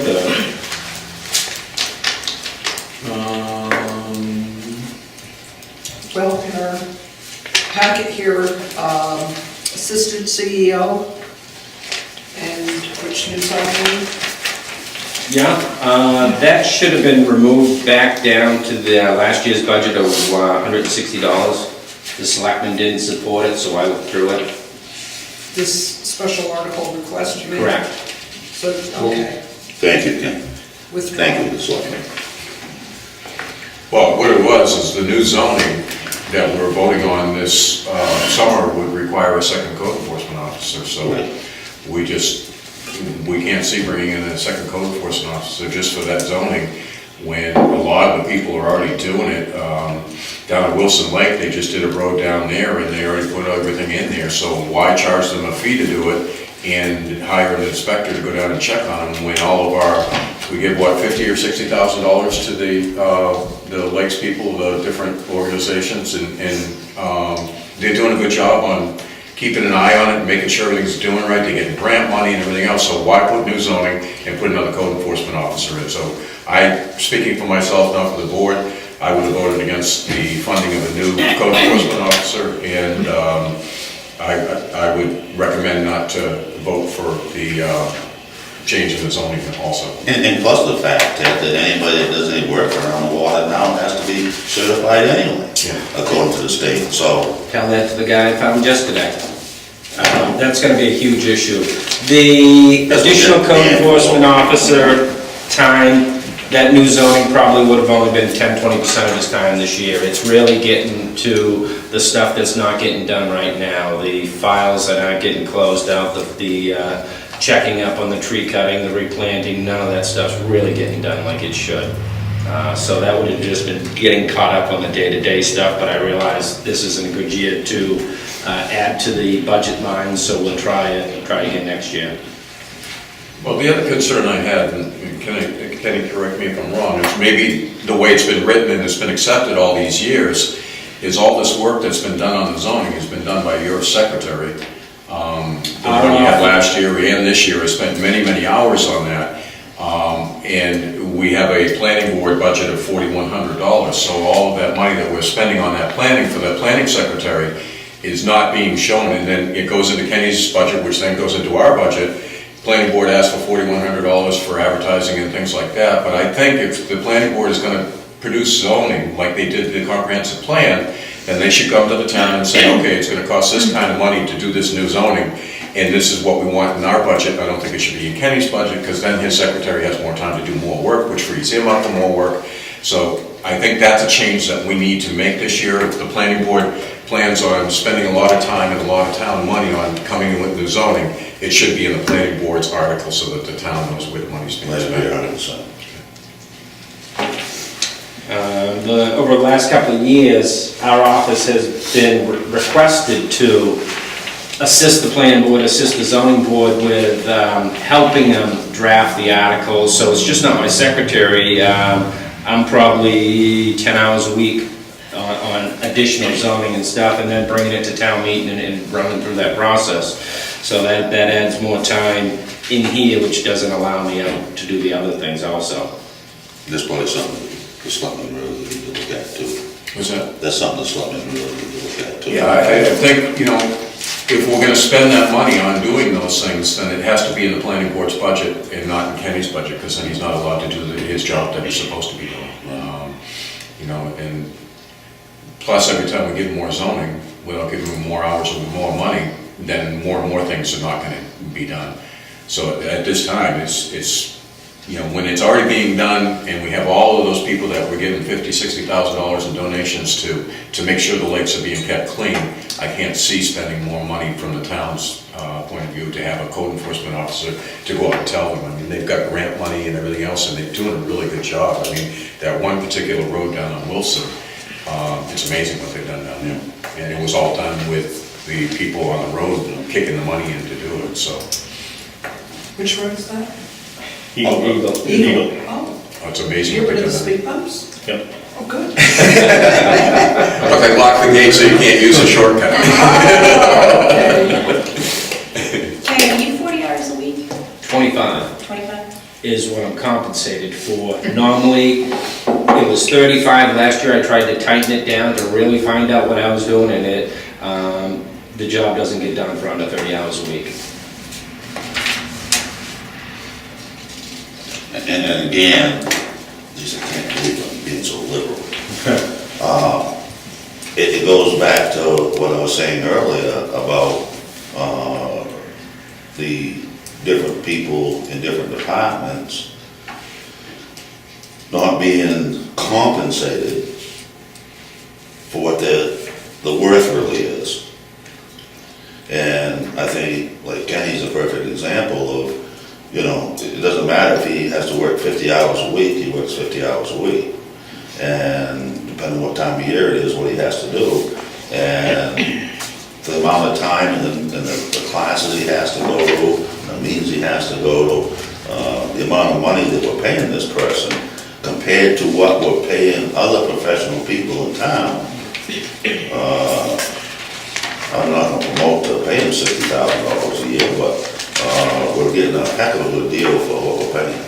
And that's how we've tried to keep it. It allows me at 25 hours to do other things, but as you're saying, I prioritize, so inspections are the first things we do, and then issuing permits are the second thing. We try to get our correspondence done before I leave every day. We make sure every phone call is returned, and then we look at the emails.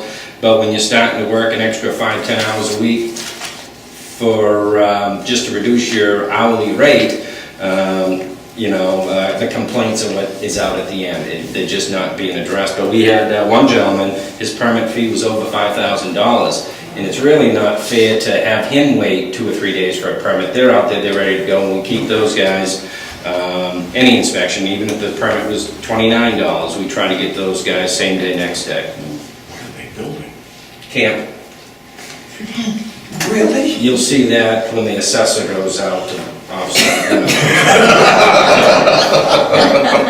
That wasn't me either, Ted. That wasn't Dennis's camp, Oh, no. was it?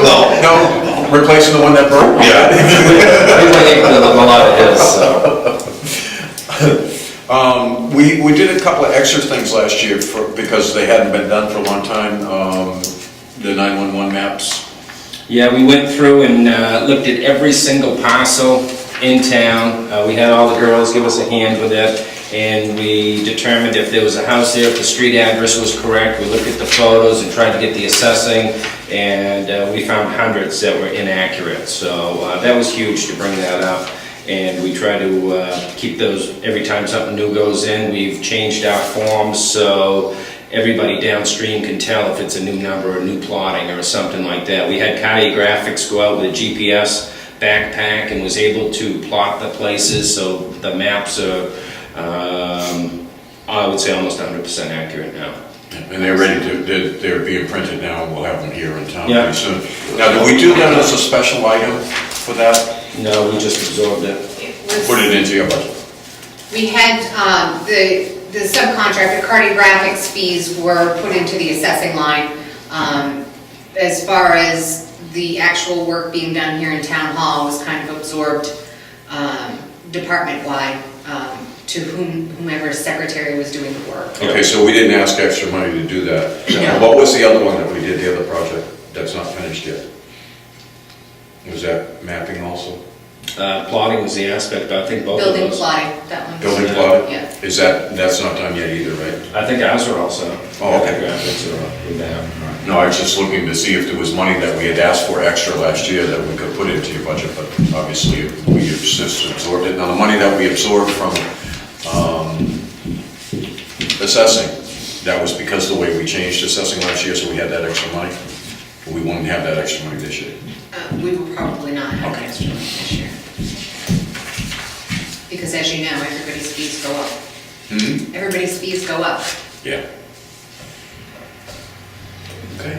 The only other thing I had noted was the zoning board of appeals didn't have a line, and I'm not sure, I didn't get the final draft to see if they do have a line. It's a general boards line for $250, I believe. Yeah. Yeah, 10203, 370. Yeah. Isn't, It covers basically just the secretarial work for zoning board. how about, the advertising for that, for the Board of Appeals? Board of Appeals, that's different, that's, the advertising would come from the selectmen's budget, municipal management budget. Okay. Board of Appeals is an assessing related board, so that's what we pay. Oh, I meant the zoning board. Zoning board, the advertising from that would come from Kenny's advertising budget. Was it last year when you combined all your land use secretary's duties into one, and then brought the office supplies in and stuff like that into his budget? So It's all that's joined together now. right. Okay. And zoning board, we also collect a fee for that. So those fees, in the long run, go to paying for that advertising. And that's about all it goes to. The fees would go into the general fund, Yeah. and it's just offset the year after. Anybody have any other questions? Is there any chance, can we get any money out of this mileage? I put an extra $1 in the miscellaneous line for you to cut, Dennis, because I know you'd want $1. He usually cuts on me every year. Don't mess with it, Dennis, he's not even getting federal rate. We could talk mileage. You should know that this year is Kenny's 15th anniversary with the town of Acton. Oh, everybody.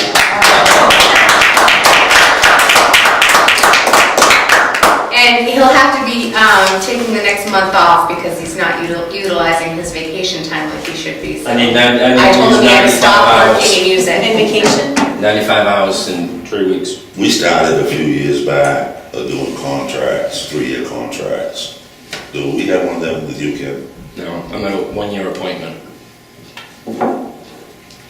Would the selectmen be willing to bring that up as an idea for, that we do it with the treasurer and the town clerk, tax collector? We have a contract with you, do we?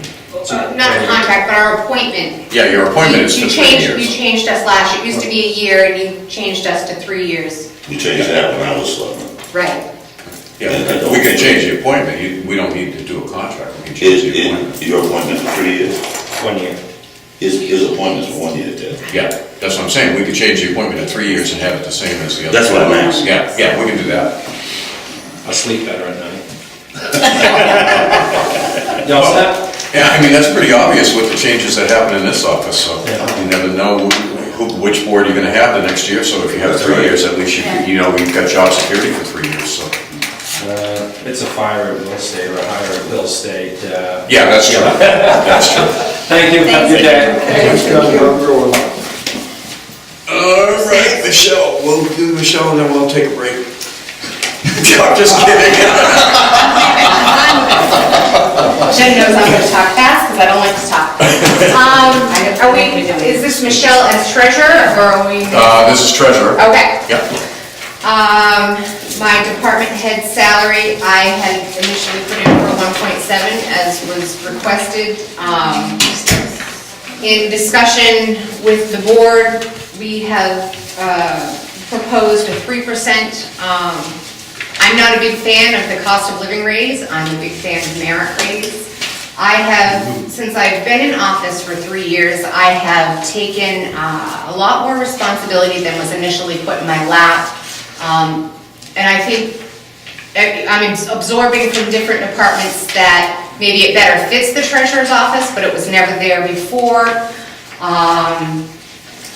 As the laws are changing ever so quickly in the health insurance field, insurance in general, and the way things are changing with the staff as a whole, more things have been put on my plate.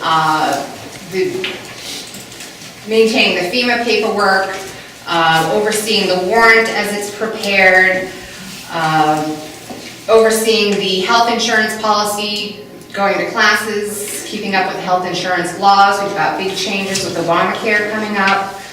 We've had some changes this year, and it's one of those things that you have to keep up with, because if you're not complying with the law, you're getting charged. You're getting a minimum of $5,000 fee for every person that you employ. So if we don't keep up with those changes, it's a big deal. The selectmen have been, very responsible with their budget, and we really could use another body around town hall. Maybe not all the time, but certainly certain times of the year we could use another body, but trying to, keep costs down, we don't have that. And so the other department heads are absorbing those duties that we could be using somebody else for. And that's why a 3% is being proposed on my salary. For the rest of the budget, everything is pretty much the same. I have been able to drop my training down. It's nice to have Shapley be able to absorb some costs there. Splitting the difference of mileage, splitting the difference of training, depending on what the class is. There are a lot of things in the town of Shapley that I'm not required to do that I am here in Acton. In the town of Shapley, the treasurer's job is specifically what is mandated by the state. In the town of Acton, I've taken a little more of the human resources on my plate. So with that comes more training. Mileage is pretty much staying the same. And that's pretty much it. I did propose 1.7 on my deputies. Having deputies allows me to, one, have somebody do my filing, which, we don't have the extra body. It's hard to keep up with that. And for the collection of lien taxes, everything's it's more streamlined, having the money go through the town clerk's office. And without appointing her as a deputy and giving her that authority, she can't collect that money. So that's typically what we've done for as long as I can remember. And that's the treasurer's budget. I think as time is going on, I think the word treasurer is really kind of misrepresenting what you're doing. It's just like down to the school. Years ago, all the person that put the money in down there, that's all they did. They just turned in the payroll and up to here and had it paid. And now they changed that position to a finance director, because they deal with all the things that, not all the things, but quite often, same things you deal with. And again, I think that a 3% raise, considering there's other departments that are giving 5% raises for certain people on merit, and I think a 3% raise is conservative for what you do, Michelle. I agree. And I will point out that when the previous treasurer was working on a 40-hour week, the salary was a lot more, and she was doing a lot less. And, it was, I can't remember exactly what it was, but I know when Sherry left, she had been in the office for, a little over a year. And, she was, you know, she was making $700 a week, without all of the additional responsibilities that I'm doing in 25 to 30 hours a week, so. Certain things that, since Michelle's been in there, is we've taken a better track of getting the insurance from all of our contractors, which we weren't doing. She just went to a training recently that we now also have to get their workman's compensation insurance from them before they can take a contract from us, so that we're not responsible. So all these new laws that she's learning about, she immediately puts into effect. So there's a lot more things that she has to keep track of on a day-to-day basis. And I think everybody can tell you that I'm not afraid to withhold a paycheck until I get that paperwork.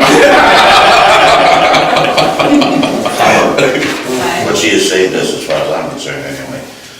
Over the years, she has saved us far more than the 3% raise is gonna cost us. It's just another thing that really shows where cooperation between towns, where she's a treasurer in Shapley, it saves us and it saves them whenever she does training and mileage and things like that. So, I mean, it's a benefit for us to, you know, to share programs and people. So we're very lucky to have her. I would just like to comment on that also, as Scott being the road commissioner, she's also helpful to everybody. Any questions that you have, she's willing to accommodate and try to help as much as she can, and she does everything professionally and is extremely just a nice person to deal with. So thank you, Michelle, for that. Anybody else? Thank you, ma'am. Thanks, Michelle. Thank you.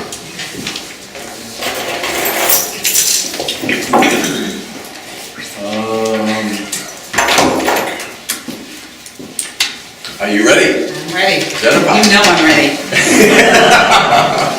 What do Question you know about me? Okay, you better. I'm fine with you taking a break this long. My time is valuable, though, so I'd be happy to go back upstairs and go back to work. That's just fair. Yeah, I did. The floor is yours. Okay, I was going to go in order of the packet that I believe that the treasurer gave to you. So the first one is elections, which is the first one that pertains to me is elections. So it's actually the second page on top. It's Department 10207. You will see no changes there in the election lines, the labor, miscellaneous equipment, and the Social Security and Medicare. Everything's staying the same. There is a little bit of a buffer in most years in the election that allows for any special town meeting that happens. But generally, we have the 3 elections a year. We have the school election, we have the municipal election, and then of course the federal election generally in November. So we've been able to keep that cost down. Beginning this year, we're going to be giving a small increase to the election workers to try to show some of our support for those days, but there were no changes in the election budget. Questions on elections? Okay.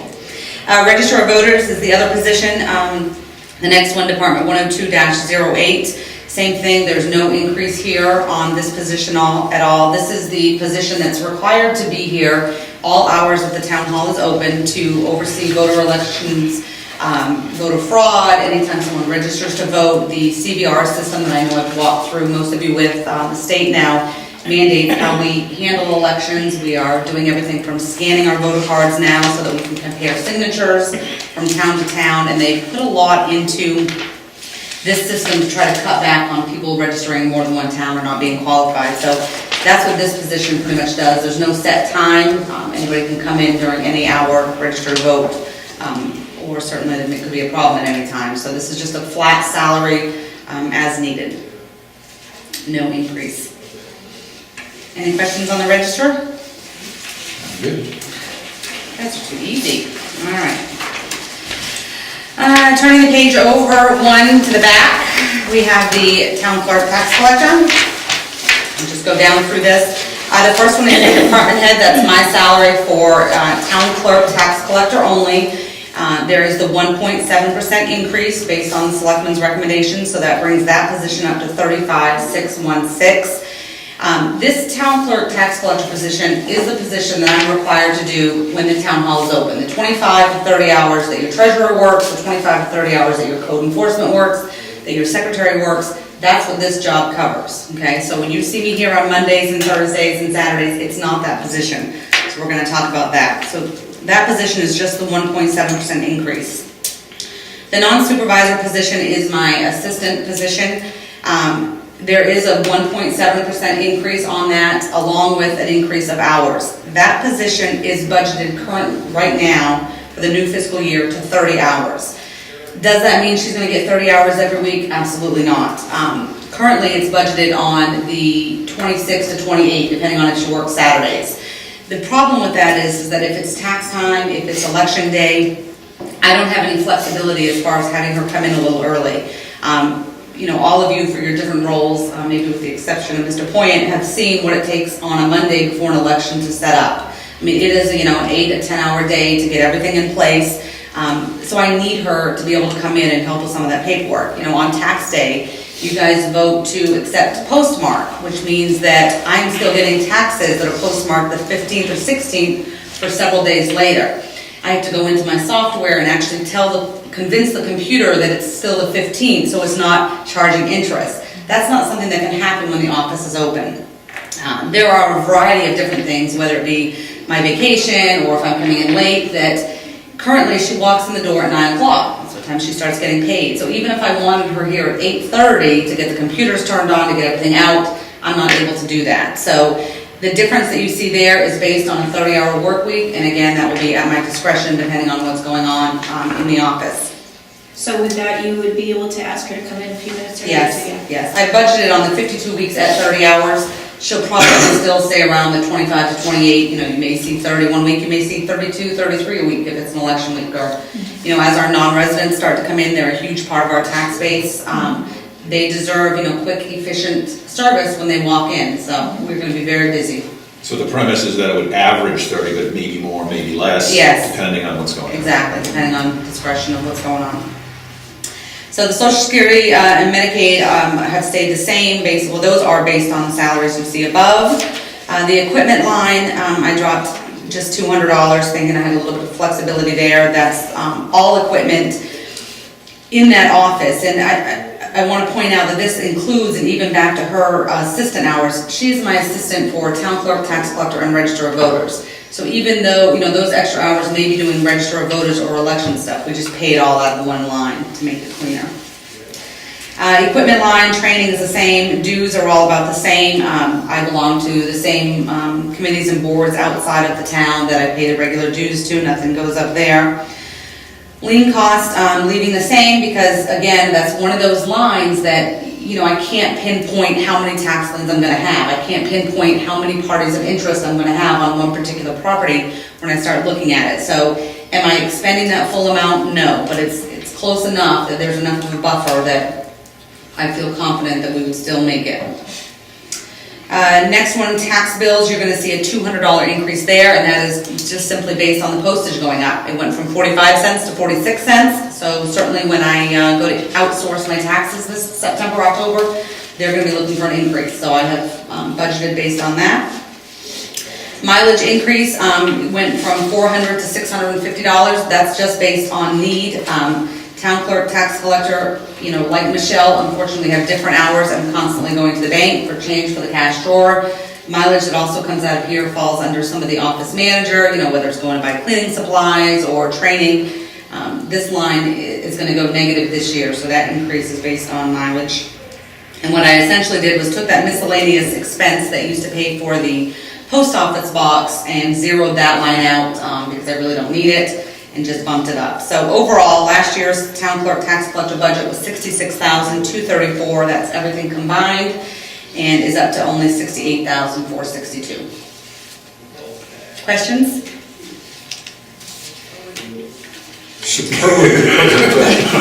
Well, I'll simply comment that I like the only 68. Yes, I think that's a minimal increase, honestly, based on the work that comes out of that office and the revenue. Well, I think that this town is very lucky to have the number of very competent people and dedicated people to work for it, and as Dennis says, a good value for the money. Good, thank you. I don't know if he says it about this position, but he says it in general. Most definitely. Good. I want to speak for you. Okay. The next, I'm gonna jump around a little bit because there's one other line. There's a few that I may need to answer to under the municipal management, but there is one that I want to speak directly to. And that is going to be Michelle. Let's see. Let me start at the beginning. It's gonna be, the second page. So not the top, flip it right over. It's the first one under general government municipal management, which is based on your schedule, what you're starting off. So we're just gonna do the first one together. Account 05? Yes, 50101, department head. Are Say we, that again? department 10205, it's the General Government Municipal Management 501. the first page, Nance, Oh, okay. Thank you. but the back side, I'm sorry, I have a different copy. This one. And I get a whole new 15 minutes, right, since this is different? Absolutely. Excellent. You're doing the whole municipal management? I'll be happy to, we'll All fly right. right through it. For this particular position, I have a handout for you that I'd like to go over. I'm sorry, did you say something? Me? Yeah. I know better. I saw a look. I gave him a smile, that's all.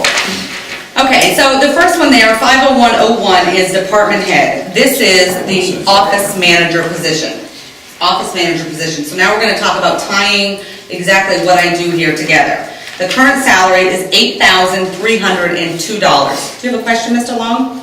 No, I was just moving my paper so I could see the dollar Okay. amounts.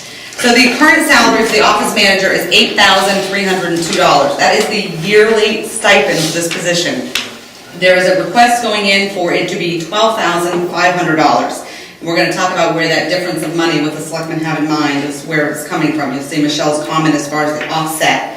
But before we do that, I wanna go over the handout and start by telling you that I am the only 40-hour-a-week person that works for the town of Acton. A combination of, remember we talked earlier about my town clerk tax collector was approximately 25 to 28 hours, depending on when the office was open.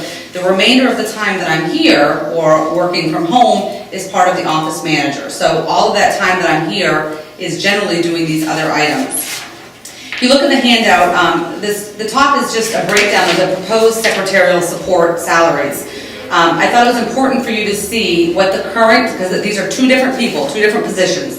The Board of Selectmen have a secretary, and that secretary, would you like a handout? The gentleman behind you, would you want one? All right.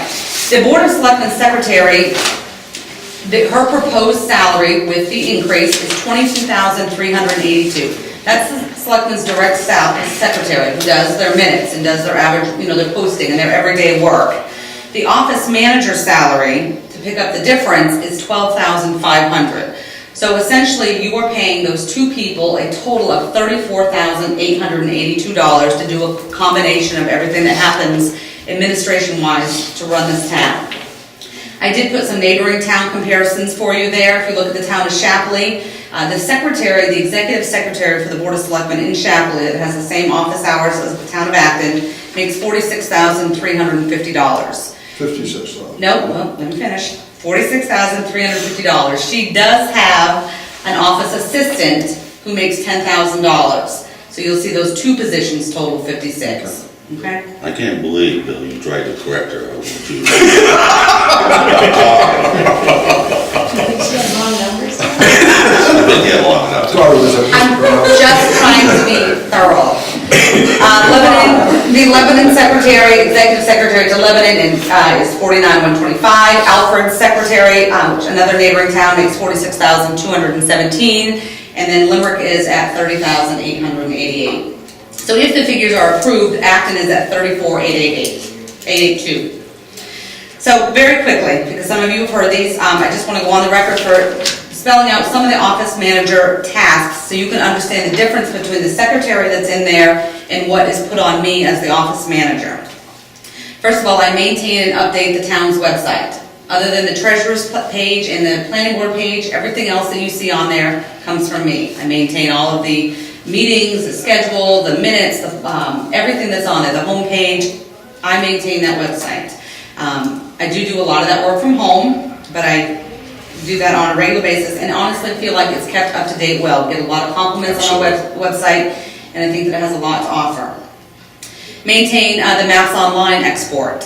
One of the links that we have on the town's website is to Cartographics, and that gives you all of your assessing information. That assessing information comes from our internal information that we have on our server. So I have to do exports every night from our Trio and O'Donnell site to Cartographics so that that information stays updated. So every time that a change is made in-house, we're making that same change online. So I do that. Upkeep of the various internal drives. We have 4 major drives that we work off of here. We have a T, U, S, and C drive. Basically, they all do different things. All of our assessing is backed up and stored on the T drive. A U drive is for our Trio Harris computers. S drive is shared so that all the employees have access to the S drive. So if the secretary is working on a document that I need access to, throw it on the S drive, and I can access it from there. And then we have the C drives that everybody has their own independent drive. So I maintain those as far as space, backup, memory, and keeping them cleaned up. Perform the nightly backup of the computer system. We have several different ways that we back up. We have an actual system in the hallway where we're backing up to disks. We do a backup on the server and a third backup on my computer. So we have a lot of different ways that it's all connecting and tying together, but that's still something that has to happen every night. I do take a backup off-site every single night, so if anything ever happens to the building, I have all this town's data off-site as well. The town contact or primary contact, the boards over the years have felt like it is most useful if one person is the contact for a variety of different people. It just tends to keep the communication clean, and it helps everybody stay better on track. So with that said, they have delegated the office manager the contact to both of the attorneys, so Durwood Parkinson, Leah Racham. I deal with them on a regular basis. Maine Municipal, anytime the selectmen or anyone has a question, I'm the one that reaches out to them. And it's helpful because as I'm talking to the attorneys, we can stay on the same page and giving them the same information. Cartographics, I'm the liaison to that. Cartographics is the company that does all of the maps. They do your E911 maps, they do all your zoning maps, anything map related is Cartographics. We actually just finished 2 major projects with Cartographics that some of you from last year might remember. We caught up our E911 maps, which was a process of going through and actually going through every parcel in Acton, which was about 3,000, making sure they were all plotted correctly and getting our maps updated. That's something that hadn't been done for several years. So that's been a big project. It's just about done. Trio and Harris, I'm the contact through that, so if there's any software issues, anything going on with Trio, I'm the one that is to call them. O'Donnell's assessing firm, as you know, O'Donnell's came on board a couple of years ago, and when they did that, I was set up to be the contact, so now that they come once a month, everything goes through me, all of the abatements, assessing, I organize with the selectman secretary for his schedule and kind of tell them what we want to happen on their monthly visits. The Deputy Shaw, York County Sheriff's Department, now that we have him in town close to full-time with Shapley, the Sheriff's Department reached out to both towns and felt that it was necessary for one person to be the direct contact so that I can get a hold of him at any time or get a hold of selectmen. This is obviously before and after hours, so I also maintain his schedule and in an effort to keep everything as private as possible. So I am the contact with him, should you need anything. The policy committee, this is something that's been somewhat new over the past year. The policy committee that we have in town is working very hard to review all of the policies that we have. They're searching out to other organizations, other towns, and make recommendations to the selectmen, and the selectmen meet with them to decide what's in the best interest of the town of Acton. But before that happens, there's a lot of inside legwork. I meet with the policy chair on a regular basis to talk about what policies the selectmen want them to work on next. I kind of give them an idea of what the board wants or what they're looking for in a policy, and then they take it back to their committee, they work on it, they make recommendations, they bring it back to me. Because I meet with the board every Thursday, I can update them that way. Every Thursday I meet with them and tell them what the policy committee is working on, what do you want to see differently. So it's just being the middleman back and forth. But as active as the policy committee is, that takes up a good portion of my time from that 25 to 40-ish hours. And I would encourage you to go on the town's website and look at the policies, because as they're updated and readopted by the Board of Selectmen, I do put them all on there. So in a better way to keep them maintained and for the public to see them. As office manager, I oversee and enforce all the drug testing, which is required by Maine DOT. I provide computer support for all of the staff, whether it's a broken copier or a printer. Provide all the assessing requests in electronic formats. Currently, the town of Acton does not have a policy that charges for electronic copies of assessing. So we have real estate agents, we have a lot of different people that will call and want different PDFs or comment delimited files or whatever, and it is personal information, so I manage all of that. Create and upload the municipal slides on the cable channel, and we're going to talk about this a little bit more, but currently, anything that is town-related, I was/am doing, depending on the need of it. The department head of cable handles everything from the outside. If the Owls want something posted, or some nonprofit organization, we send that directly to the department head, and he creates a slide. But if you're looking at the cable channel and you see a meeting coming up regarding to the town of Acton, whether it be planning board, whether it be the Board of Selectmen, fire department, if you see the election information, those are slides that I have created and uploaded. That falls under this office manager position. Maintain all town passwords. Certainly we are constantly changing passwords as staff come, selectmen come and go. I maintain and have a locked file on my computer that has a master listing of all the passwords. And certainly if anything ever happens to me, our IT guy from the outside can't get into that locked file. Maintain all the alarm codes, all of the staff. We have different alarm codes for the building, for the cable room. I maintain all of that. I assist with the assessment data export and reconciliation. Freedom of Information Administrator. The state of Maine requires that each town have somebody that be the go-to person for Freedom of Information. The Board of Selectmen have created a policy which I follow for all Freedom of Information requests. So those come to me. Oversee the weekly staff timesheets. At the end of the week, they give me the timesheets, we double check them, we sign off, and then pass them on to the treasurer. Maintain the gym memberships. Everybody that's a member of the gym over there goes through my office, paperwork, money, the cards that now open it. I'm starting to think, wow, this is a lot of stuff.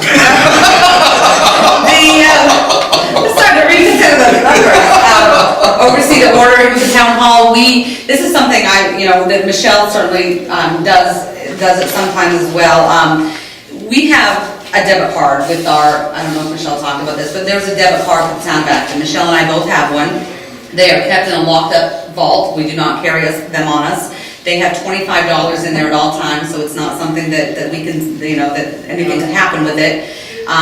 But if somebody needs something, for example, we'll use the cable because he's my biggest spender. There's a process that he goes through which goes through me to make the request to the selectmen, can he buy this? Secondly, we fill out the form, we give it to Michelle, she makes the actual transfer of money, and then at that point, we go on and actually buy it. But because the debit cards are in our names, I make sure that, if it's something I do, that I'm the one that's going to be using it. Certainly we don't give the debit cards out to anybody. So the ordering, everyday things, Staples, WB Mason, I do, but when it comes to the debit card, Michelle also does some of that. Scheduling of the monthly meetings for postings and cable, same thing. Paul can tell you that every month you get an email from me saying, are you meeting this month? When, where, how, and so forth. And from there, I take that information, I update the website, I reach out to the cable, he reaches out to his people, but it's just kind of the top trickling down. So, before we go into Dennis's questions, because I know that he had a couple, I just want to comment on the note that Michelle put, offset with assessing line in cable budget. When I spoke to the board about this position and we talked about the salary, my job is always to look out for the best interest of the town of Acton. I do not live in the town of Acton, but certainly feel like, they are all my family and friends and people that, my job is to look out for them. So I don't want to see a tax increase either, and certainly don't want to be part of a reason that there's a tax increase, even though this job is tripled in, this office manager job has tripled in its duties. So as we had conversations about it, we thought about creative ways as far as where this additional money could come from. And that's what you see, the offset with assessing line and cable. The selectmen made the determination and spoke to Michelle that, so basically looking at a $4,500 increase. $2,000 of that $4,500 is going to come out of the cable budget. And they felt like that was appropriate for the amount of work that's done on the cable channel, not just the slide portion of it, but the scheduling portion of it. And the ordering. And the ordering, yes, we'll go off reference, Mr. Coy, I'm not your secretary, but, the ordering, there's a lot of, things that fall into that, so they're gonna take $2,000 out of that budget, and there is substantial money, that's not tax money, as you all know, for cable money, so $2,000 out of that. The other portion, the $2,500, they took out of an assessing line, the special projects line that we lowered from last year. Because we have done such a good job maintaining and upkeeping all of our maps, these E911s, that we replotted every building, we pulled building permits from 2006 back, we caught up with all of these projects. That line, they felt like they could lower based on knowing their office manager would upkeep it, and therefore it not have any reflection on an increase for the town of Acton. I'm done. Okay.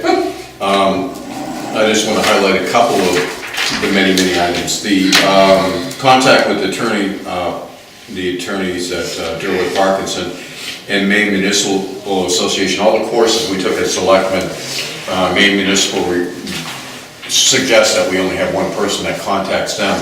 And when I first started contacting attorneys, they immediately asked me for, okay, where's the documentation, where's this, where's that? And then I would have to come to the town hall and ask Jen and have her get whatever department to find it. So it only makes sense for us to have her do that. It saved us a lot of money as far as legal bills because if they call me and they tell me this is what I need, then I gotta talk to her, then she's gonna get in touch with them again, and every time they pick up the phone, it's $100. So it saved us a lot of money there. The drug, enforce the drug testing, that's a nightmare. I mean, she's the administrator of it, she has to get in touch with the people to call up the test, she has to maintain all the records, and it's such a highly confidential thing that she's the only one that knows what's in those files or where those files are. It takes a lot of time for her to oversee that department.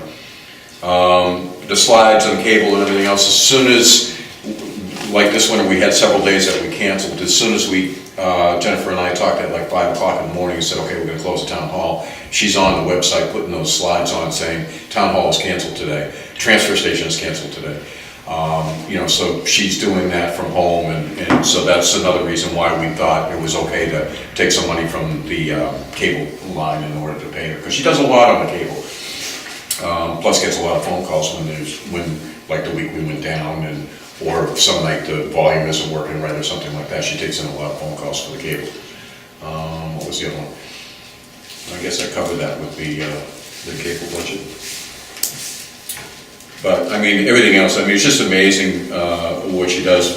Jennifer and I talk at least 3 times a day, and a lot of times on weekends too, so she's always keeping us updated on what's going on. And so, after seeing what other towns were paying, we thought it was time for a raise. She got a 3% raise last year like everybody else did, but before that she hadn't got a raise. The other thing too is, her assistants over the last couple of years, she'd get somebody trained and then we had somebody left because it was a full-time job in Sanford instead of a part-time job in Acton. So she didn't get to take any of her leave last year. And it was like 5 years before we were carrying leave over because she never gets to take it. Now she has somebody that's trained. If we pay that person a little bit, give a little more, give her a few more hours, we may not lose her to a municipality that's willing to take her on for 40 hours a week. And then maybe Jennifer can get some of her leave this year. So we are behind this 100% to give her this raise in that one item, and then 1.7% raise over her total job, all of her different job titles. What was that last, you said that about for overall job titles? Yeah, all the different departments, she gets paid for tax collector. What was the increase you said? 1.7, like everybody else. Except the register of voters, no increase on that position. So all you're doing is office manager fits on this one page?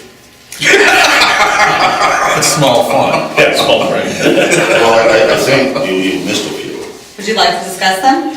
yeah. Sure, go ahead. I also know that you deal with road postings. And I also know you deal with slippery roads, Loose cows and high heels. loose valves. Cows in high heels. And you also There was deal loose cows and she was at work with high heels and she's walking down the road with cows. with issues of the transfer station.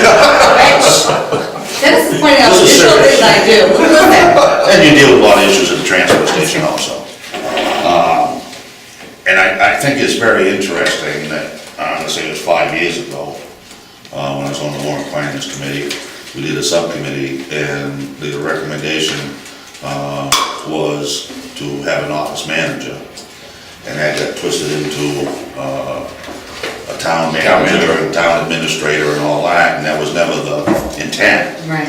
Because I've always believed that you needed one person in this town hall to deal with, getting your general information. It's just the contact, it's the direct contact, so that you can try to keep communication open.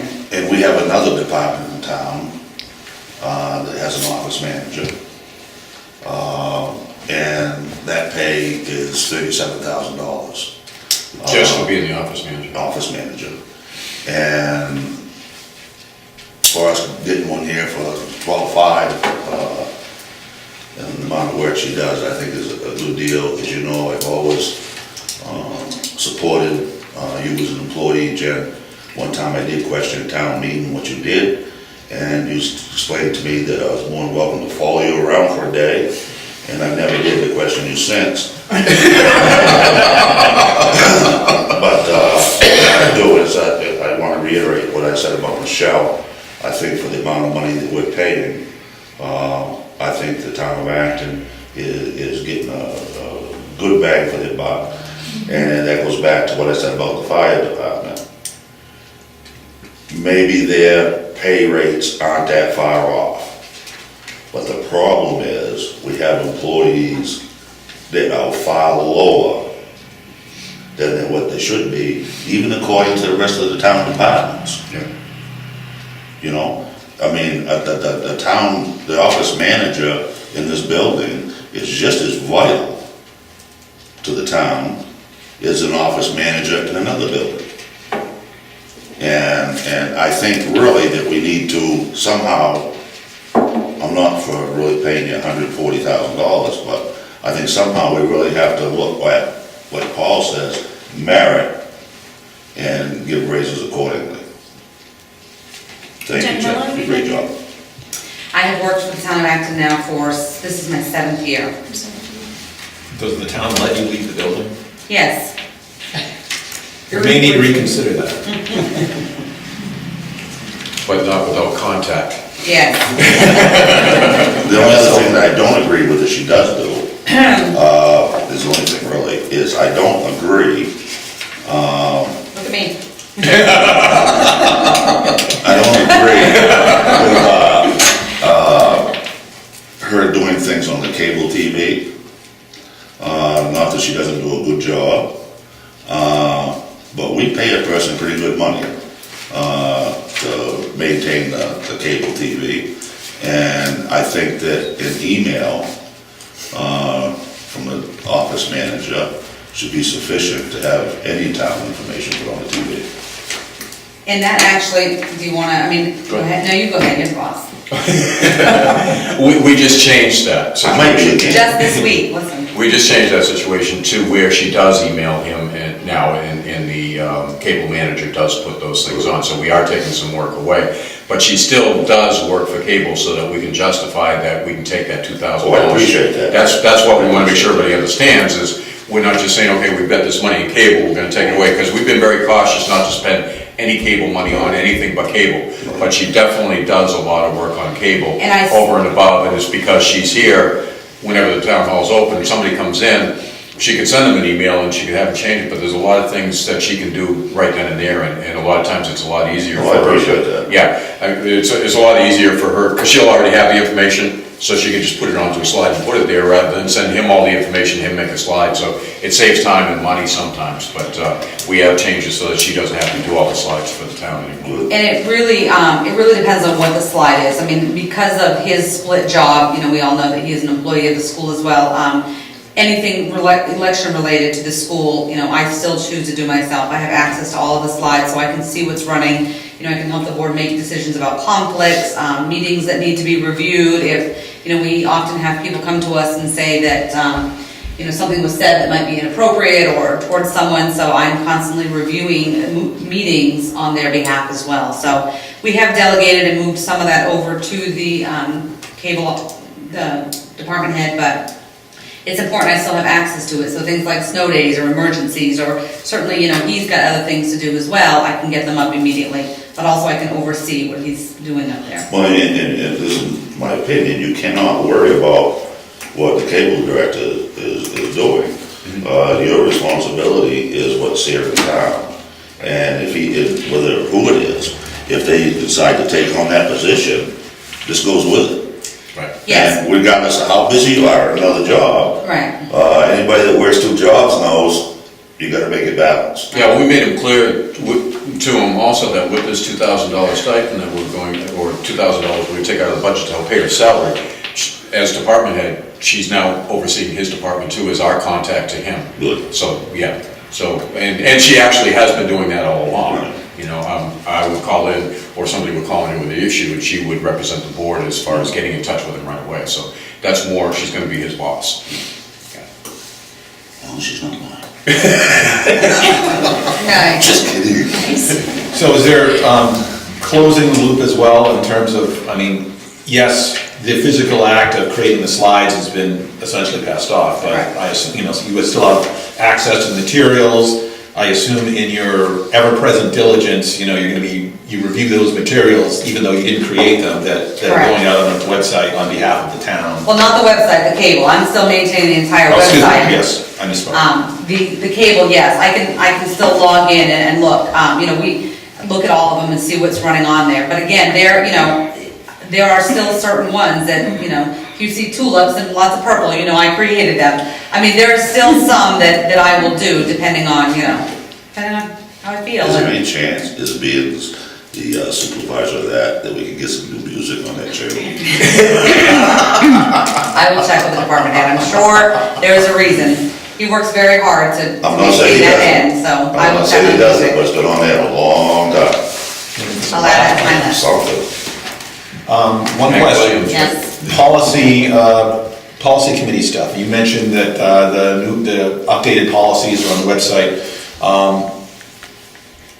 Generally speaking, do you have a feel of what percentage of the policies are? I assume that there are policies that haven't seen the light of day in a while and perhaps are not in electronic form at this time, and I would say comfortably that we're at least probably 75% through the policies. There have been, you know, originally the selectmen had a big red binder and it had all the policies in there. It was such a big binder because it also had ordinances in there, and it's important for people to understand the difference between a policy and an ordinance. So I've gone through and we've cleaned up that book. And as we look at the policies, some of them have been rescinded. I mean, there are some policies in place that the current Board of Selectmen do not feel are necessary, so they have just rescinded them. We are at the point, and we've probably hit 75% of the book. We started with what we felt was the most important ones based on the board's recommendation.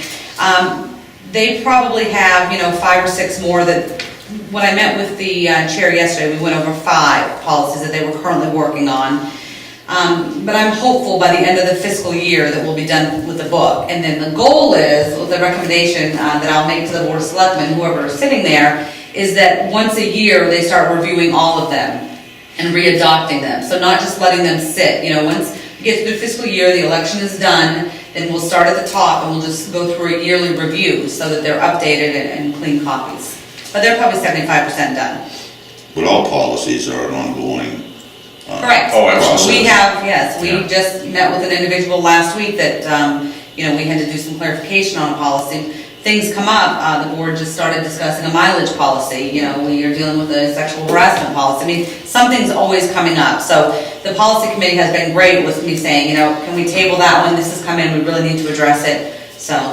I've watched quite a bit on television, and Watch their committee meeting? They've done a great job. They really have done a great job. And they're bringing a lot of experience to it too, and they're from a lot, different backgrounds, but have all moved into town. And they really spend a lot of time, and they do a great job. I mean, if you just look online at some of the new policies, it's just amazing what they've done. And it's only just been a year, right? Yeah, a little over here. The only thing that I had exception with is the arbitrary Removal of removal no of dogs the in dog town. policy. The no dogs in town hall policy. That was the first thing I did when I came into as selectman. I'm just kidding. Maybe I go to policy meetings. I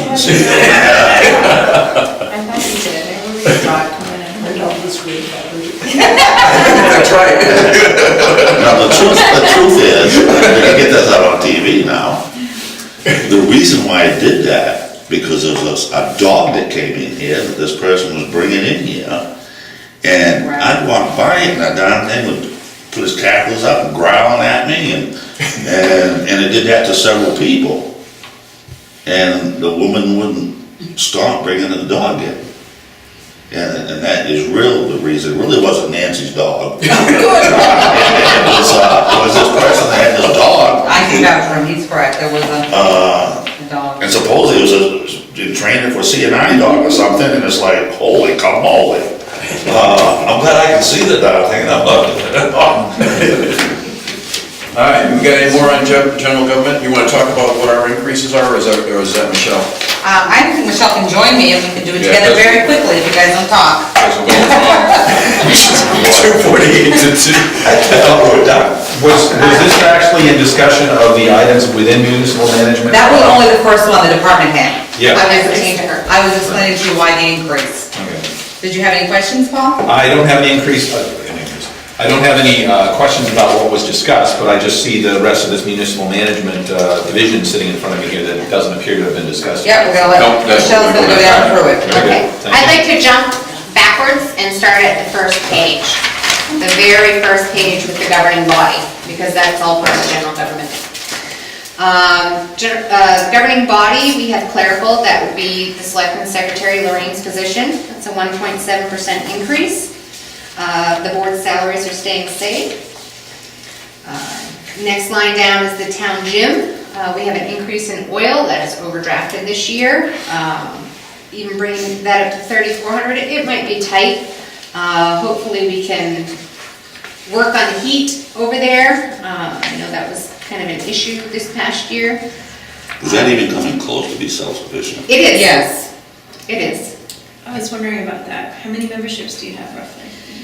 Well, I mean, there's a difference between the paying memberships and because the fire and rescue are all exempt. The, anybody that is affiliated with the town as far as an employee or sits on a committee is only half rate, and then you've got the full rate. But I believe that we looked at the revenues last year and they were well over $4,000. And Yeah, we're almost there now. They're paid for them, so.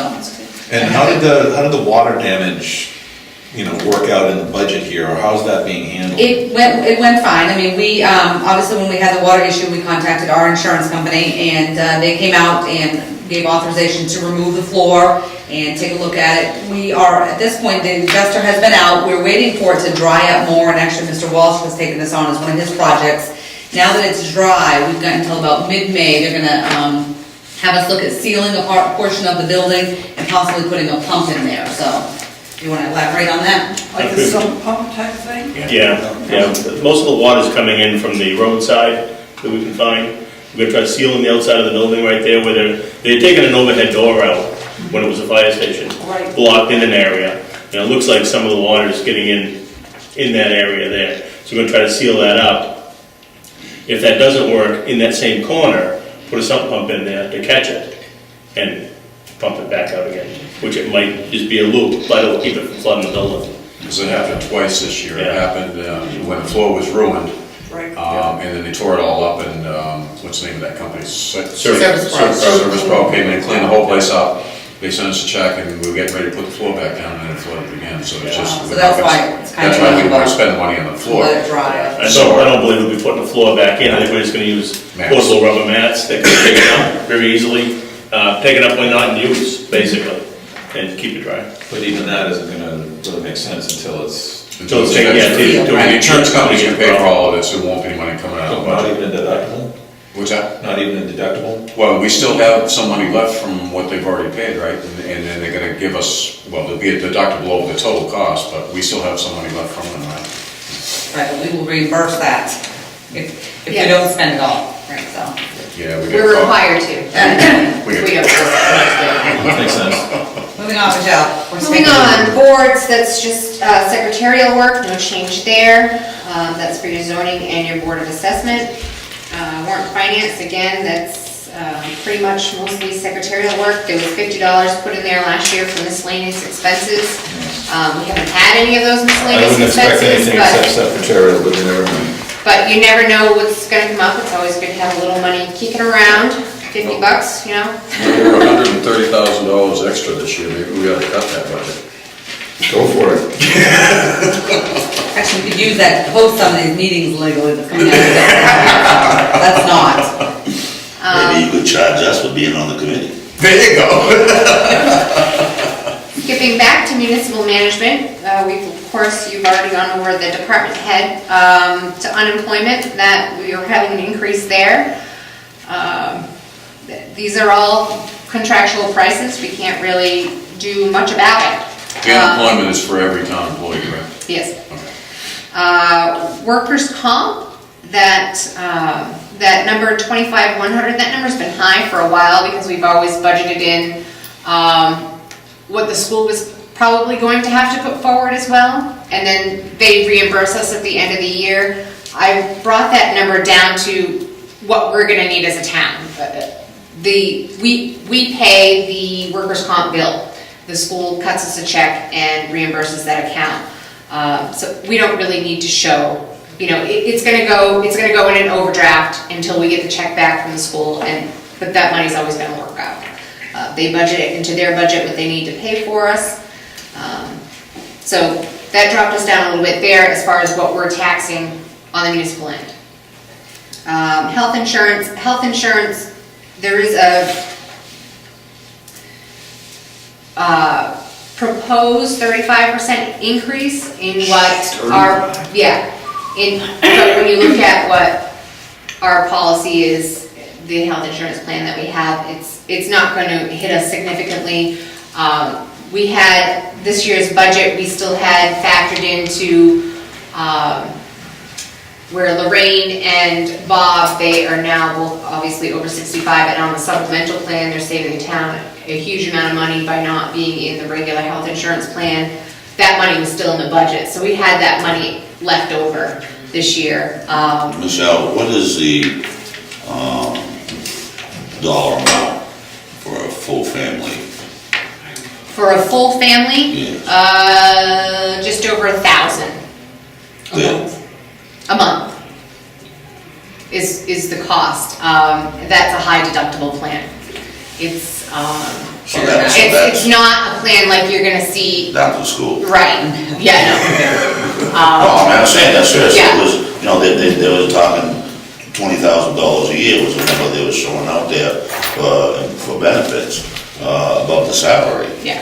And if we're doing the same thing for, obviously it's not the same quality of insurance, but, for 2/3 of what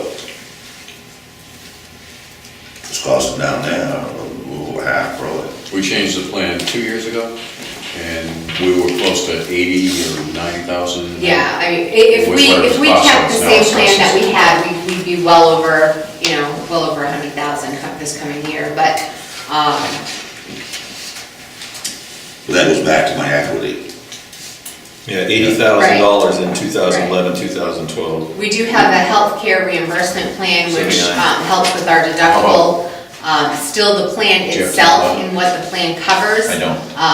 Yeah, the town is kicking in the deductible to keep the cost of that policy down. But the cost that's coming out of our policy, even after the deductible is met, that's coming out of our pockets as employees, it's an eye-opener, to say the least. And that's how it is in a lot of places Yes, now, in the private sector. yes. And the employees are paying 15%. The town used to fund 100%, and the employees now are funding 15%. That's even for single subscriber. Yes. All across the board. And that does allow for, say if we had somebody who's not using the insurance, if somebody leaves and somebody new fills that spot and they need the insurance, that's allowing for a change there. Not a huge change, we can only have one turnover a year, so. So keep those salaries up. That's right. And that's another thing to point out is that the increases in salaries, you know, a lot of people I've heard in town, they look at it, the town hall is open part-time. And these salaries, a lot of people, I've heard feedback, they feel that we're overcompensated in comparisons to other towns and the hours that we work compared to other towns. The hours that we're open, not the hours that we work, but the hours that we're open. Big difference there. Other towns are offering 401k. They're offering dental, vision, life insurance, the short-term, long-term disability, where Acton's not paying any of those other than our health insurance. It goes right back to what I said this morning about the Right. transfer station. Right. The guy that works down there, what he gets is just unbelievable. Yes, yeah, I agree 100% there. Their rates for a long time, the previous supervisor, whatever it was called at that time, wasn't putting forth, you know, the increases in salaries. And so it started out low when Bob went in there.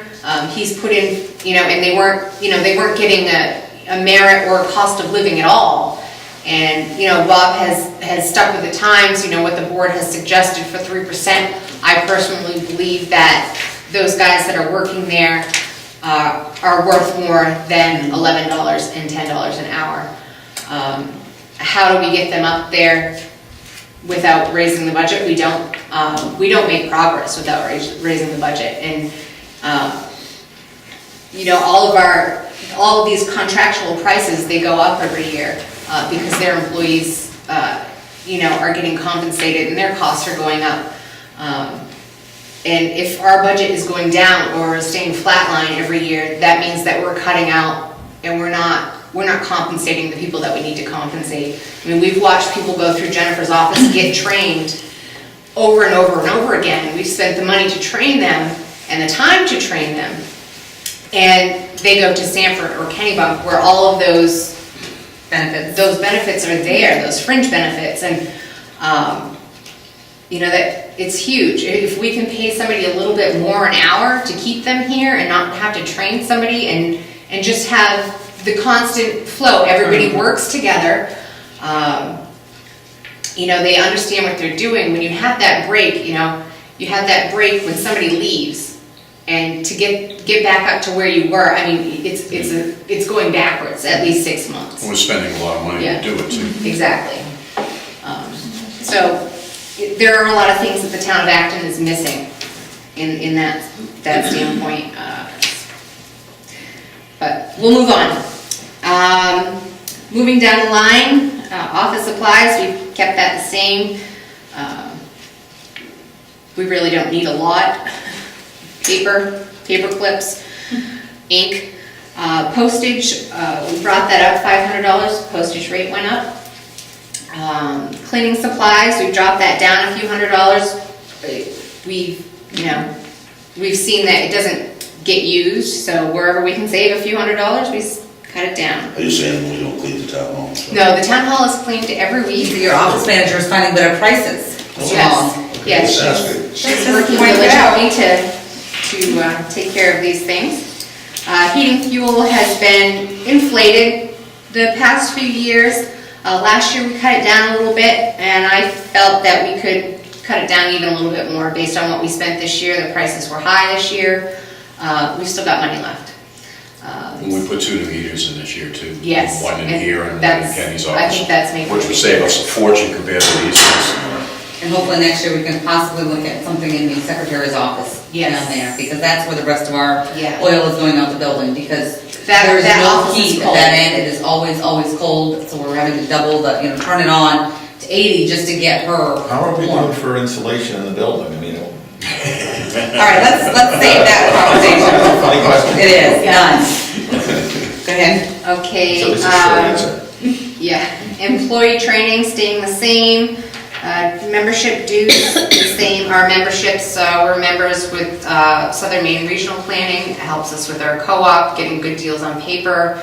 You know, it's nice when we can, you know, we can buy those 3-ring binders for 5 cents, you know, rather than $3 through the co-op and paying those dues, we get those prices. We're also MMA, of course, we pay dues to, and a few other small little organizations. Computer repair staying the same, that's maintenance and repair.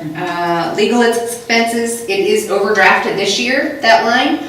We've had quite a few different scenarios that have brought that over the top, but we don't see that as a trend. It's you know, it happened this year, probably going to lose a lot of those expenses next year. Legal services is like winter maintenance on the roads. Exactly, exactly. I mean, if you see a trend 3 years in a row, yeah, you should bring it up, but, you know, this is a special circumstances.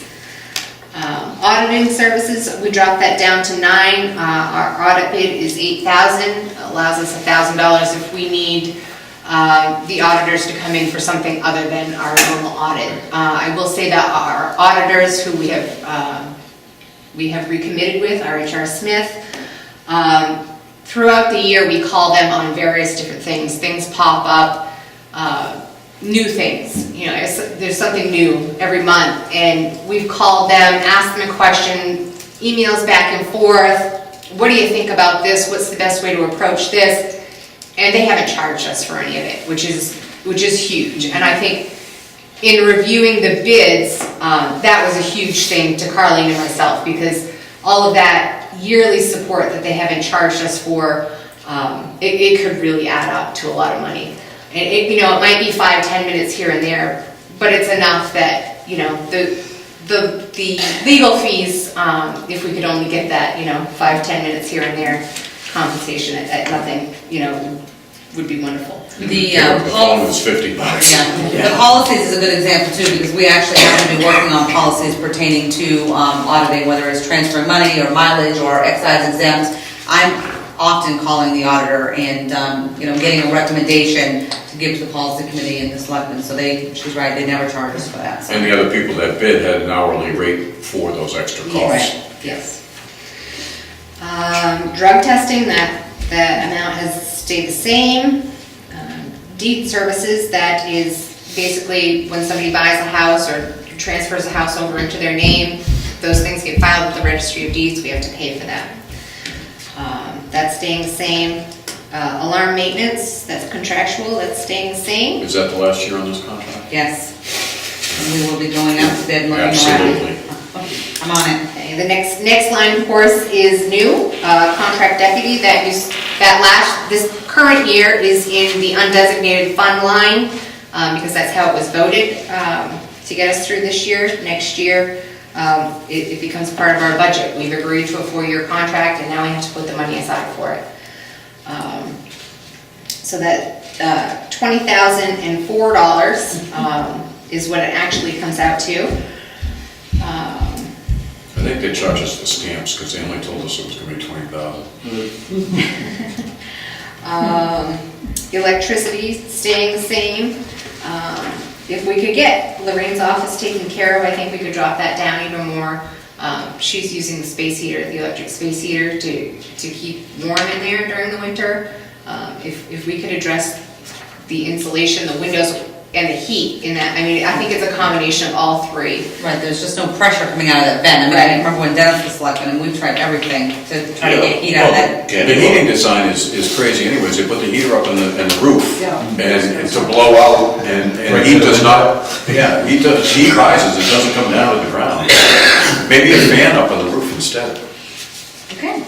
Ceiling fan. There you go. How much did it cost to install one of these? I think one was 1,200 and one was 900.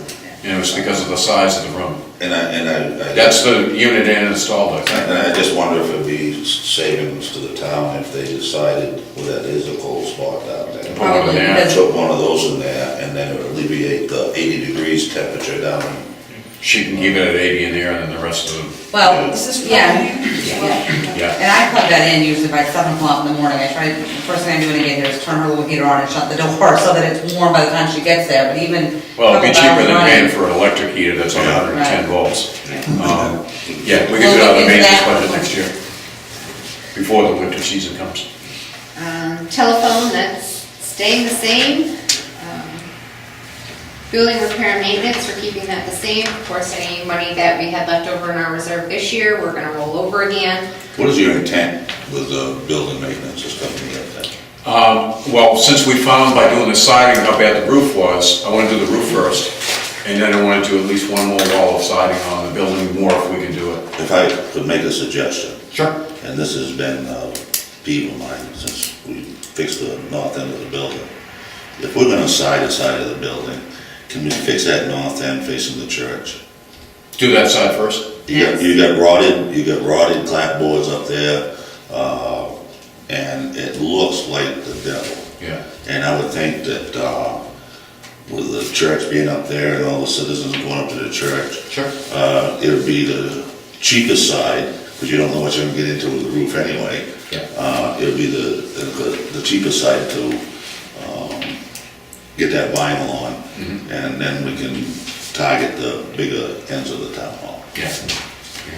Sure. I don't see any reason why we can't. We were going by Penny's suggestion to do that south side, because that was the most moisture damage. Sure. And when we pulled stuff apart, we could It tell. was definitely there. Yeah, and then the siding wasn't even nailed, there were staples, and the staples didn't go the right way, so we started pulling the siding off, the plywood behind it was coming off, so we ended up doing a lot more than we thought we were gonna have to, that's why we only got one side done this year. But yeah, absolutely, I don't see why we can't go up there first.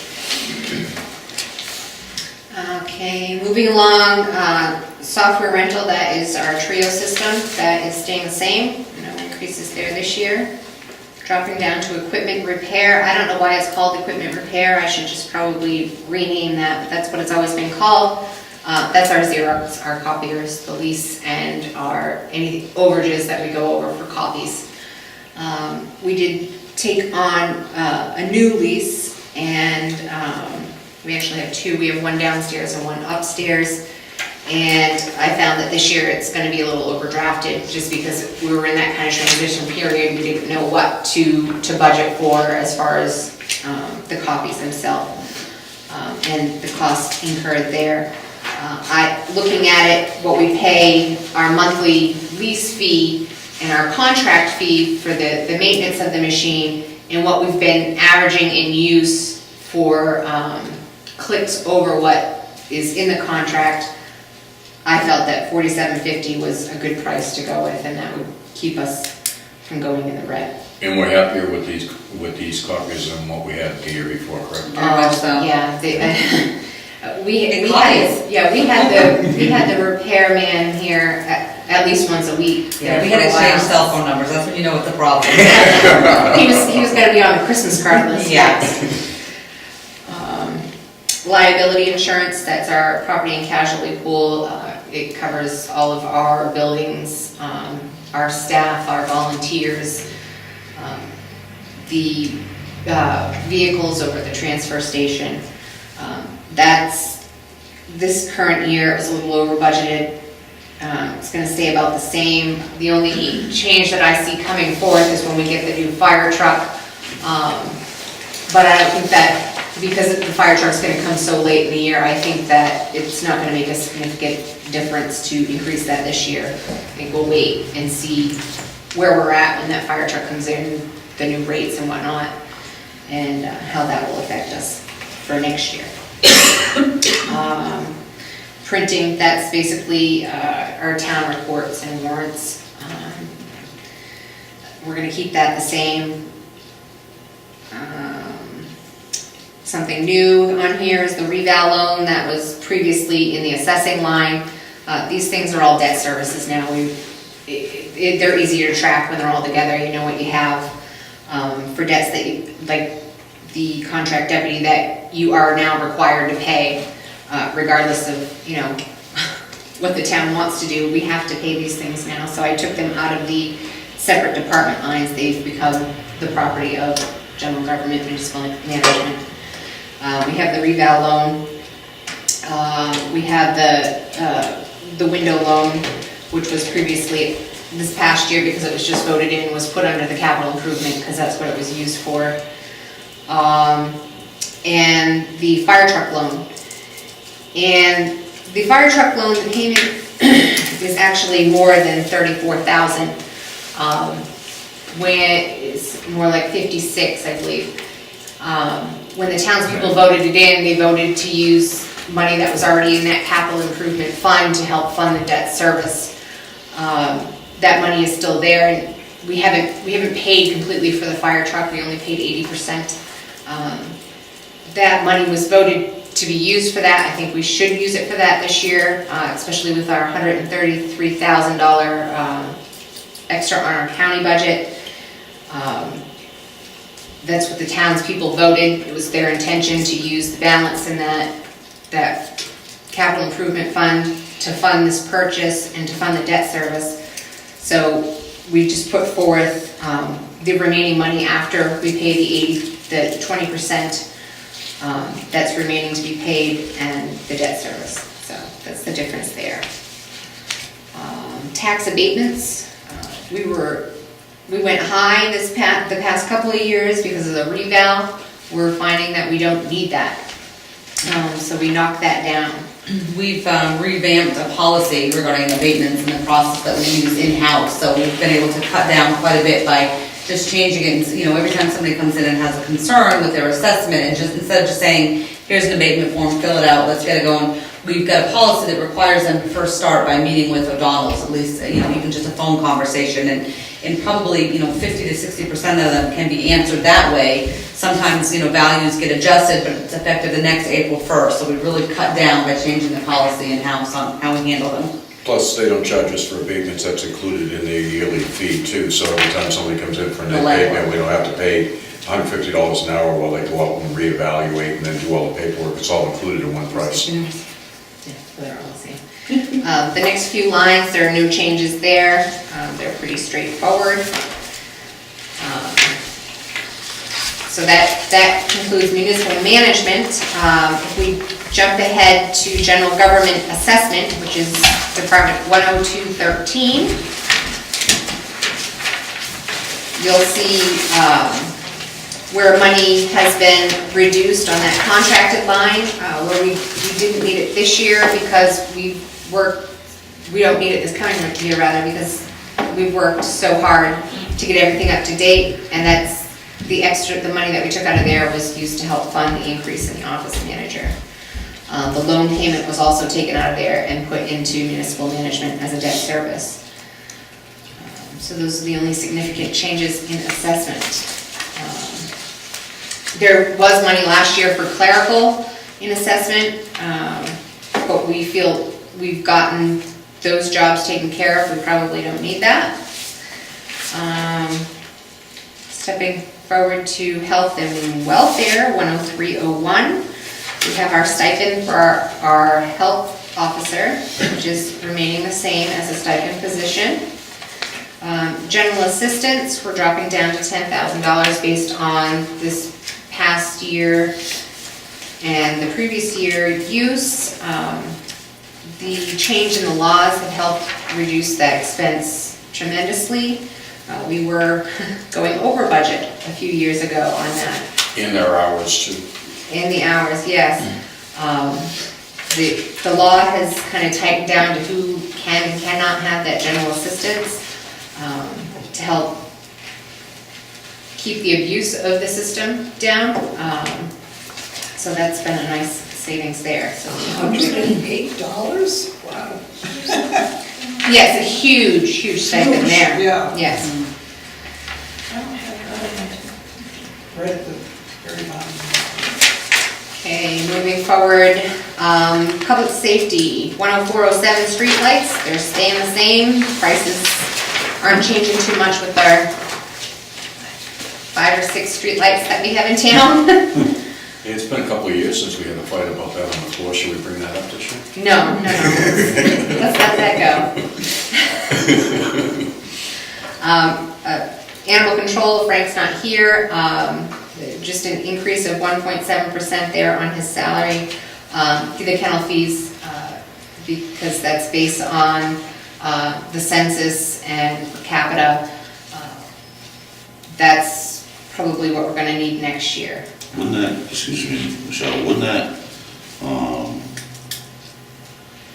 that's a stipend, he doesn't get paid by the hour. We changed it It's a from a salary. stipend to a salary. So he gets hourly now? No, just a salary, he A gets. weekly salary, But the Right. 4,068 divided by 52 weeks, yes. what is the kennel fee? So, I guess what my point was, wouldn't he kennel do the fee same goes thing to the as, animal shelter. The shelter.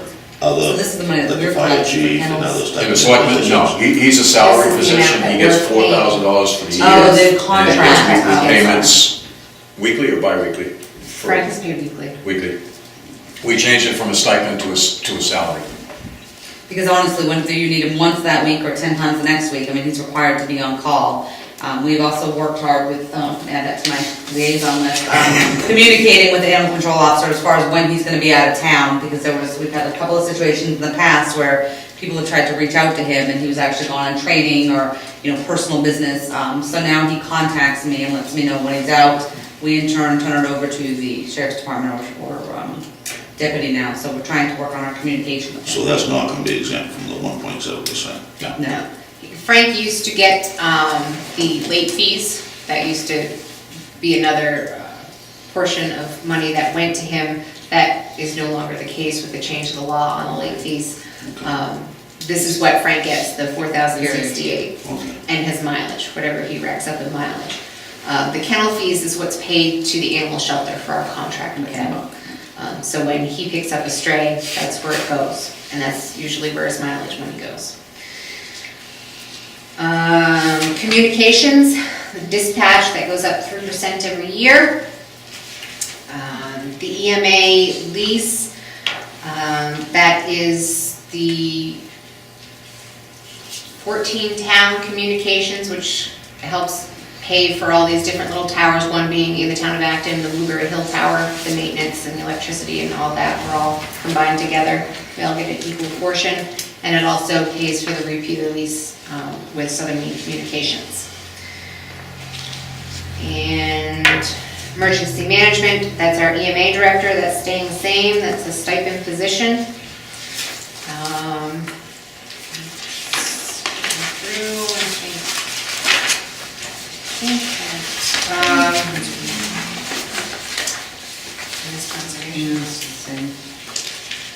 Conservation, they requested another $250. That's another thing that's rolled over. And, How much is that? what's that? You said it's rolled over? They have $200 in the reserve. And they, last year, asked for $1,500 for the stones, which hasn't gotten done this year, so they'll be rolling over that $1,500, which is in a different line, that's in the cemeteries line, for the stones there. So that, they'll be asking to roll that $1,500 over because they haven't used that. Well, they've used some of that for the flagging, but the remainder they'll be asking to carry over. Forestry, our forester stipend is staying the same, $500 plus taxes there. County tax, of course, we have an 18-month budget this year. We did have the option to finance this extra $133,000 payment, which would include some interest costs to the town, and we already have 3 debt services that we're paying interest on already. I think we collectively agreed that not incurring another 5-year loan payment was in the best interest of the town. Plus, we wouldn't have been getting the loan on our own, the county was gonna get the loan and we were gonna make the payment to them and they would collect interest. Without say on the interest rate, and without knowing the interest rate up front. So how did was it a conscious decision on the part of the county or just happenstance that we're incurring or we're paying for another 50% increase basically in the amount of time, 18 versus 12 months, but it's only 42% more than the 12-month that we paid last year. So I mean, is the rate coming down? The rate did come down, yes. Is it based on assessment compared to the total assessment for the county? Yes, our rate is, based on the assessment. So we're actually growing at a lower rate apparently than the county is. Yes, Yes. which has its ups and downs. Yes. The donations Plus on line, this one. the donations line, the board has requested, there were very few that requested to go up. The board is only putting forth what last year's requests were. There is one new Balch Lake Improvement Association on here this year for $5,000 to help deal with their milfoil problem. Okay, on that one, we've set a precedent by having 2 or 3 new ones over the last couple of years. We didn't give them $5,000 each year, right?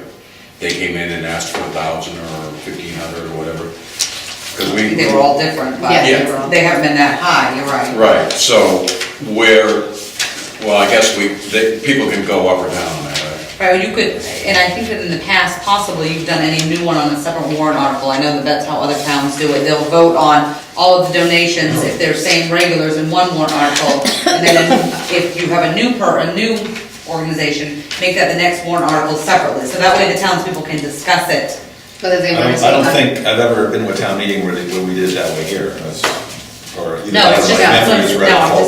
just, it's an idea. It's an option. Well, since it is a new one and we're keeping everybody else flat, why don't we do that this year, put that as a separate article? So you guys will know some background. They've been coming into us for the last 2 years. Balch Lake. Yeah. And they come in too late. They come in like September and say, we want to get on your, because the people that are on it are not residents, they live in Florida, and then they come up. And so they'll come in November and say, okay, we want $5,000 for Balch Lake because you gave it to all these other associations. And we say, well, get it in by January 25th and we'll put it on the warrant article.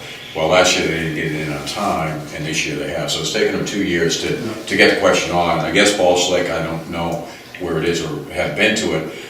They have a real milfoil problem. And But it is essentially based on water quality, Yes. and improvement of water quality as Exactly. opposed to lake association, Right. which is a whole nother Balch has been story. affected with the milfoil. They've they're pouring taken all- chemicals in like crazy, and Yeah. that's why they're looking for. But this donation is going to the Lake Association, Balch Lake Improvement Association. which is, It isn't a lake association, Right. you're right, it is exactly, and there is also the town of Newfield that they're requesting money from. I'm not sure what Newfield, I wasn't able to get to that town meeting because I was at another one. this sure has snowballed though. So it would be Acton, Newfield, Lake and Association. Wakefield. And Wakefield, Because those are the right. 3 towns. that- Yes. So they've all been requested money to help support this. So it's way easier to keep the water good than to combat problems Yes. once they. Yes. Oh, absolutely. Much They had to buy less this pontoon boat with all these tanks and scuba divers, and they're pouring chemicals into the lake like Not to crazy. mention, eventually your assessment rate's gonna be affected. It's been contaminated from Bella Lake that flows into it. But the trouble is, as far as I'm concerned, is you double pay.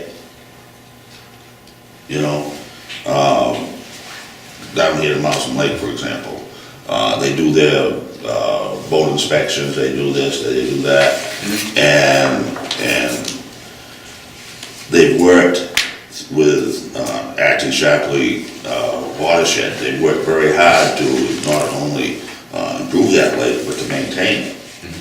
All right? And we've been funding that That the, organization to do what they've done at that lake. you talking about the Acton Shapley YCC? Yes. Beautiful. And then you turn around, so you're spending this money to keep the lake clean and improve it, which I agree with. But then all of a sudden, you've got the Lake Association needs money for some reason, and now you're giving them money on the same premise, basic premise, that you're already giving these other organizations to do. When we had to do that repair down there at Square Pond, the dam down there. Okay, that's a legitimate whatever, we'll give money to that. Well, next thing you know, you're gonna give them money every year. And once again, these organizations that we have been supporting all along deal with all these issues.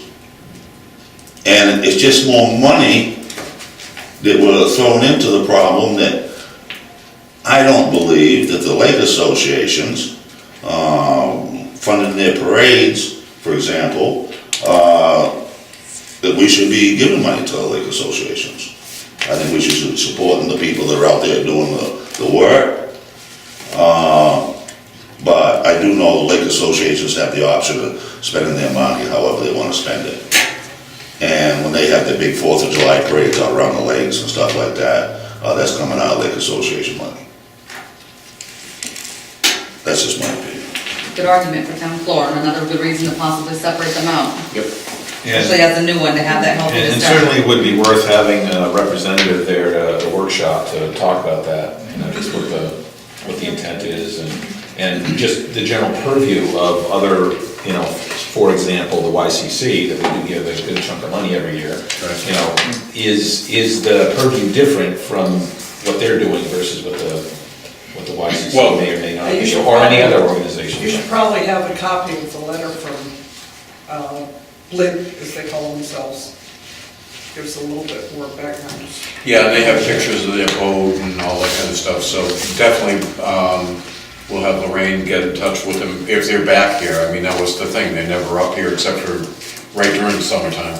But if they're back here, we'll have them come to the Warren Finance Committee meeting. Well, it says he's available anytime after February 5th. Oh, okay. Yeah. Okay. Gives contact information. Thank you. What happened to the food pantry? Yeah, I'm thinking about that too, I was gonna ask on that. Their request went down. They requested a lower amount. Yeah, so any request that went down, we certainly decreased it. Anything that went up, we kept it at the same as last year. But all these organizations did Yes. make a request. That's it, Yes. yes. The other one that I would have a question about as far as donations and, would be the library. And I don't understand why a private organization, okay, uses a town building. And under that budget, under the library's budget, which is a private organization, I understand, why they are not paying or compensating the municipality on costs above and beyond what we're donating to them. For example, the heat, the lights, and things like that. Because what we're doing is we're funding a private organization above and beyond what the people are voting to fund a private organization. It's not like a department of the town where you can, Kenny Paul's office, no matter where he has his office, it's our responsibility to take care of his office. Whether he's downstairs, upstairs, or over across the street, because it's part of the municipal government. And the library isn't. And I'd be very curious, and they can just say it's none of your business if they want. I'd be very curious if they have enough money to pay what they should be paying as part of their share of the heat and the lights.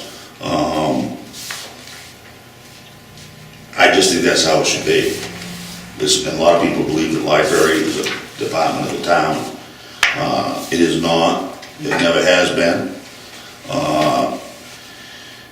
And one comment I've heard in the past was, well, what would it cost at other libraries compared to what it's costing the town here? But the difference is other libraries are footing the full bill under the library. Okay, why don't we do this? Anybody that you have questions on there, we'll let Lorraine know and tell them to come to the Warren Finance Committee meeting. and then you can ask them right then and there, okay? Because we didn't do a meeting with them, because we've been through these people before, and they've always been on there, except for the Balch Lake, and that came in after we decided to make that decision. So, if you guys feel it's necessary to have those people come in, either all of them, or some of them, or just a couple, then just let Lorraine know, and we'll make sure that they come to your meeting. Well, I guess my feelings are, Ted, more so is what your guys' feelings are about it. Well, we put these forward because they came in on time. Right. We put a requirement of, you had to be in by January 25th? 31st. So they came in time. They've been on the budget for many, many years. They always get approved by the town. Yeah. So we didn't want to say, and we don't, do we do to pass or should? Yes, recommendations, yes. Okay. So we're gonna put them all forward, and then we'll make a recommendation, but of course, if I had issues with individual ones, so I just think where Balch Lake is brand new, I think that ought to be put on a separate question. I think they probably definitely need the help from the way this guy described the nightmare that's up I there. agree. But let him come up and explain it to the townspeople on the town floor, and then let them decide whether they want to add that on. Is a dollar amount. Yeah. For each. Yeah, because we didn't start out with the other groups at $5,000, Right. but they're saying their expenses are more because the lake's already, you know. So. As far as the library, Dennis, I mean, what you're talking about, I understand what you're talking about, but would that be like a whole different thing than what we're talking about with Balch?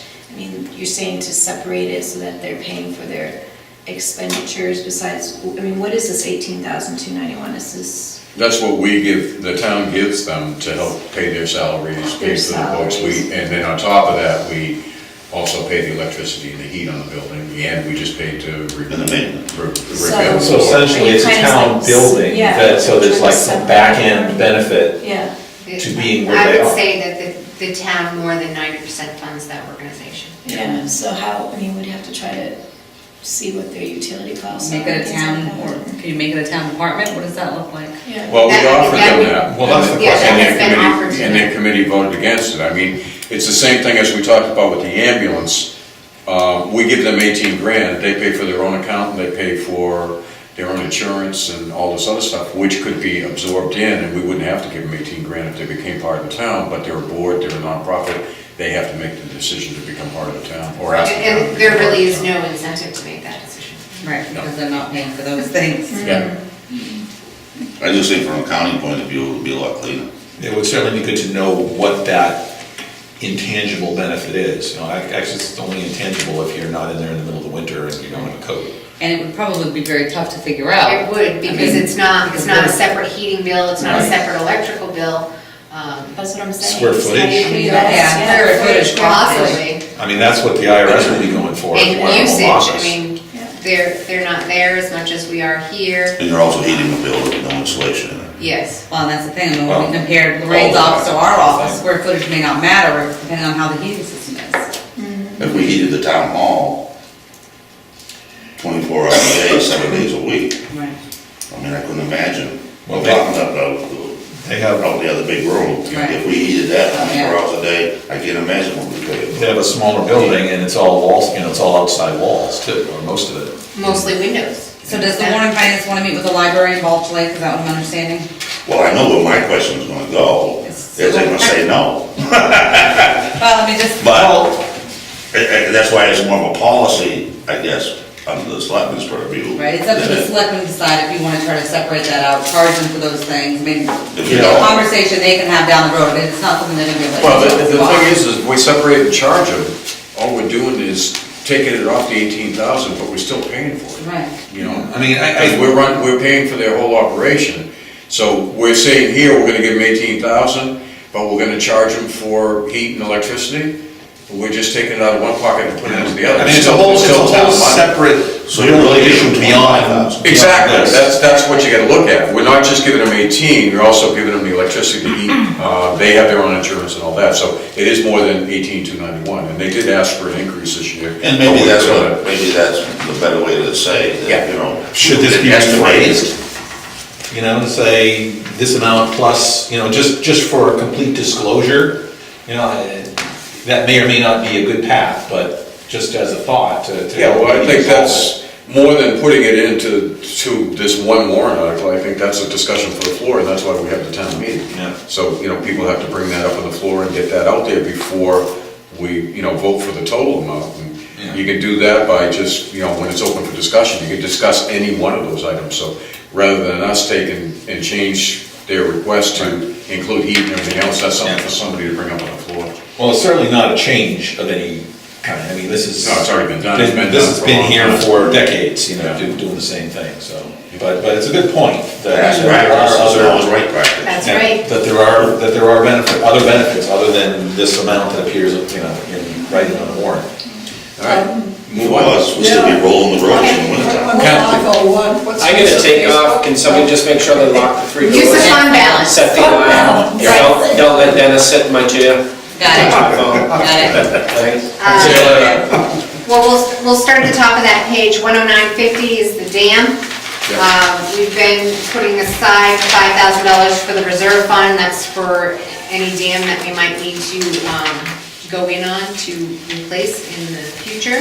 Is that still a separate article? Yes. Okay. The $500 is, of course, for the Balch Lake Dam Keeper, which we split with the town of Newfield.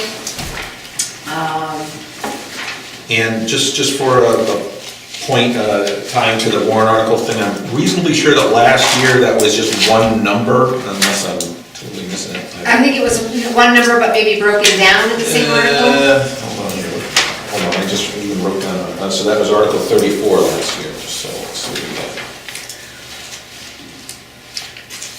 got. Okay, so it did separate, so raise and appropriate 5,500 for dams, with 5,000 to go into dams capital improvement fund and 500 to be, okay, so that's fine. The next line, the special article, of course, we're getting rid of. We are, okay. For what? Well, that, We're not gonna put it out. Kenny said that you rescinded Oh, okay, his right. request. Okay, so Are you still there will voting be on no, the zoning question? The zoning question's still coming out. It's just not gonna be funded. Right. So you're gonna have the possibility of, I just wanna make sure that I'm understanding. that's sort of what I'm hearing. The possibility that the townspeople are going to approve zoning, Right, but not have the staff to enforce it. exactly. Kenny Which is has, what we've done the last couple of Kenny times. has, in his discussion, his hopes was to hold off this year based on the budget restraints that we have and try again next year. But was that for the zoning change? Not for the Yeah, zoning this, or change, but just for this? funding it, for having an extra person. Okay, I wasn't quite clear when that was. So, I mean, we're gonna have a zoning change, but chances are that most of those zoning changes Won't be enforced. won't be enforced because there isn't. Another thing to discuss at the And as we're currently doing, Yes. just like he said. Exactly, he's fairly good. The Act and Rec, they're not here. Use of fund balance, Nancy had asked, the 15,000. Yeah. That's that article that says, that allows the selectmen to use up to $15,000 for the purchase, for emergency purchases. But this past year, we also had the $20,000 that was approved at the special town meeting for Deputy Shaw.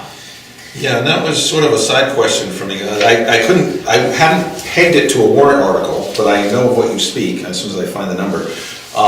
But Mike, I'm a little curious why the 20 got added to the 15. Wouldn't you use the 15 and then throw another 5, or we just didn't want to use up all of No, because the... that 15 was approved for emergency purposes. The contract with the York County Sheriff is certainly Oh, okay. not. So in other words, it was another act In of the addition to, town exactly. body to do. Okay, that makes sense. The next time down, the capital reserve for the fire department, we discussed this earlier, we've dropped that down to compensate for the loan payment this year and the fact that we still have that reval payment for another year.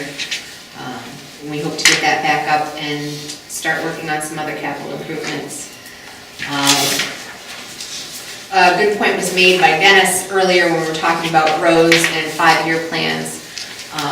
That not only pertains to roads, but that is town-wide. Anytime that I went to a grant writing and funding class this year, and anytime that you're going for this money, they're asking for that, whether it's for building repairs, for training things, they're asking what your plan is. And the town of Acton does not have a plan. We need to have a committee for a plan for all of these capital improvements that are needed at the town hall, at the sand and salt building, at the fire department, the transfer station, all of these things that we have around town, the board and the town really needs to consider. I believe there, at one time, there was a such committee that would work on this, and that's something that we really need to get in action, Do they because write a plan? It was, I think it had disbanded when I became selectman by then, and there was a binder and the long-term plan, but. Do you think it's still that- around? And that was before 2000. Oh. Yeah, Books so are that- out, the plan is Yeah, so you come up with that plan, and then every year you need to amend that plan based on, you know, what's happening around town. Yeah. Because if money becomes available, which is, there's no municipal money available this coming year for buildings and whatnot. But when it does become available, there's a short period of time that you can go for those grants. And if you don't have that, you don't have the time to do that research at the last minute to get your documents in. And we really need to think about that. And as far as rolling over money towards a general capital improvement for the town, that's another, it's another imperative thing that happens, because a lot of those grants rely on some self-funding. So you could get a grant for $100,000. They're requiring that you show that you can come up with 25% of that or 15% of that. And if you don't have money set aside, you're going for a special town meeting and you're asking for an additional assessment or use of undesignated fund. If you know that you're going out for a grant, if you have that money set aside and you're going out for a grant for those specific projects that fall under that capital improvement for the buildings around town or whatever, that money's there. You can just say to the townspeople, can we use this money so that we can get more money to pay for these things? And all these things need to line up in a row. I mean, it would be great if I could, just put out write a grant, for everything that we need to do, but we have to be able to self-fund it. We have to have that plan.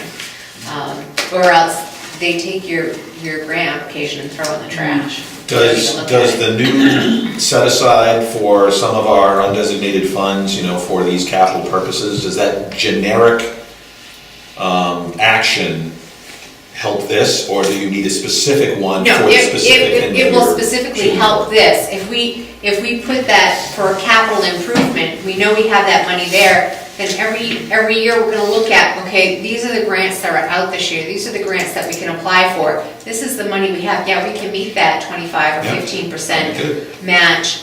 We go to the townspeople at town meeting and say, okay, we wanna apply for this grant, and and it's all, generally the CBDG money, the applications start flowing right around our budget season, so it works out well. They become available. What's going to be out there for this next fiscal year is already out there. It's zero for municipal buildings. There are some private organizations like Stephen King that puts out a lot of money for libraries, fire department, police, and stuff like that. But yeah, this current coming fiscal year, zero is put out. So I mean, we're not losing anything this year by not being able to go for municipality as far as our building repairs and whatnot, which is really a huge thing where we're struggling.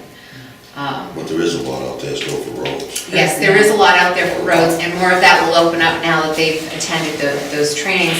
But still, they're probably going to require a match as well. Of course.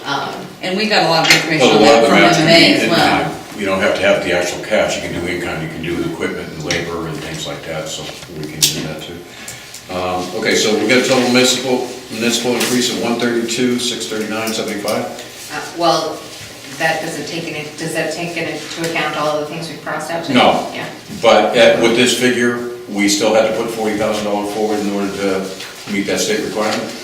The LD1 Yeah. limit. LD1, for those of you who do not know, it's a mandate as to what we can increase our budget by every year based on the increase of growth and income in the town. If we don't have a lot of growth, we can't have a lot of increase in our municipal budget. It does not include the school budget, and it does not include the county tax. But but we have a growth this year in our budget because we have debt services. That's our municipal part of LD1 here, is those debt services that brought us up, where the growth in town didn't bring us up enough to match that. So we're looking probably at having to put forward some of our undesignated fund, not a significant amount. To maybe- ourselves though, correct? Right, to ourselves. Put our money where our mouth is. Right. Okay. So that we stay within those limits in the LD1 law. Or we could just go forward with it, and then we have to ask another Yeah, we question. could ask the Approve us town. going over, Right, to like the go school over. does every year.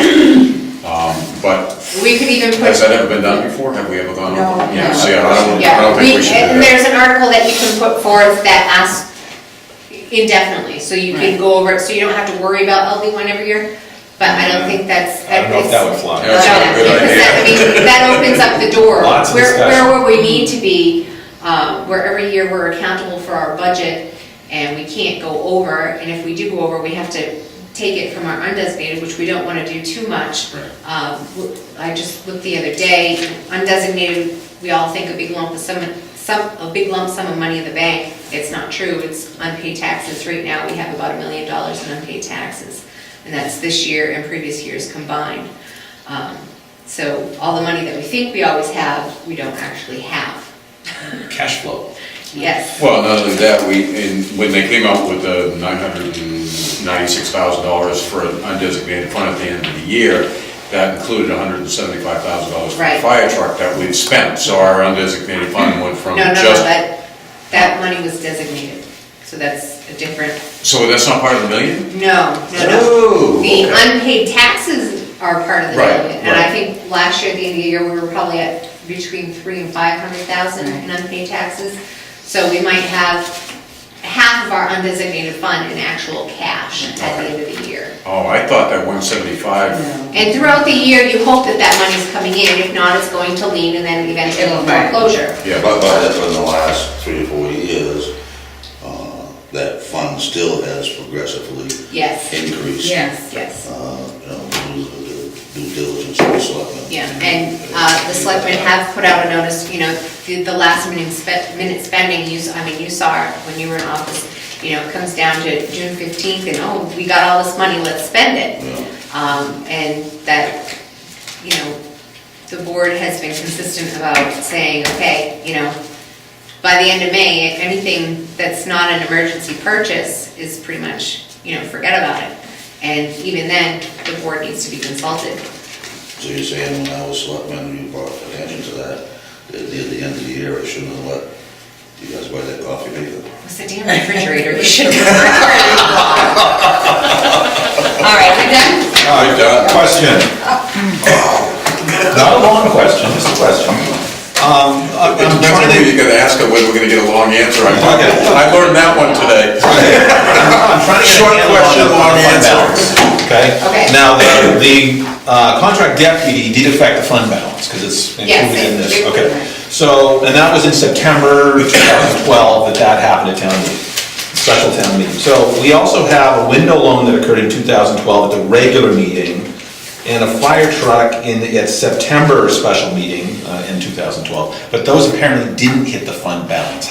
What's the rationale for why those didn't seem to, they didn't have an account set up for them at that time? No, they didn't have an account, we had a reserve for the fire department. Okay, so, And we took out a loan, so the reserve has been paying this past year, has been paying for that, the okay, loan so the payments. fund balance wasn't needed because we had the reserve account. Right. And what about the window loan? The window loan, we did budget money in there for that last year, because it was voted in at regular town meeting, that window loan. So Okay, that- but it didn't have an account per se. At the time of town meeting, no. Right. But it was put under capital improvement, so the money was Okay, still so included in the it budget. just has somewhere yeah. to come from other than the Right. default, kind of. Right. Okay, thank you. No more questions? Anybody else? That's good. All right, not bad. 1 hour and 50 minutes over.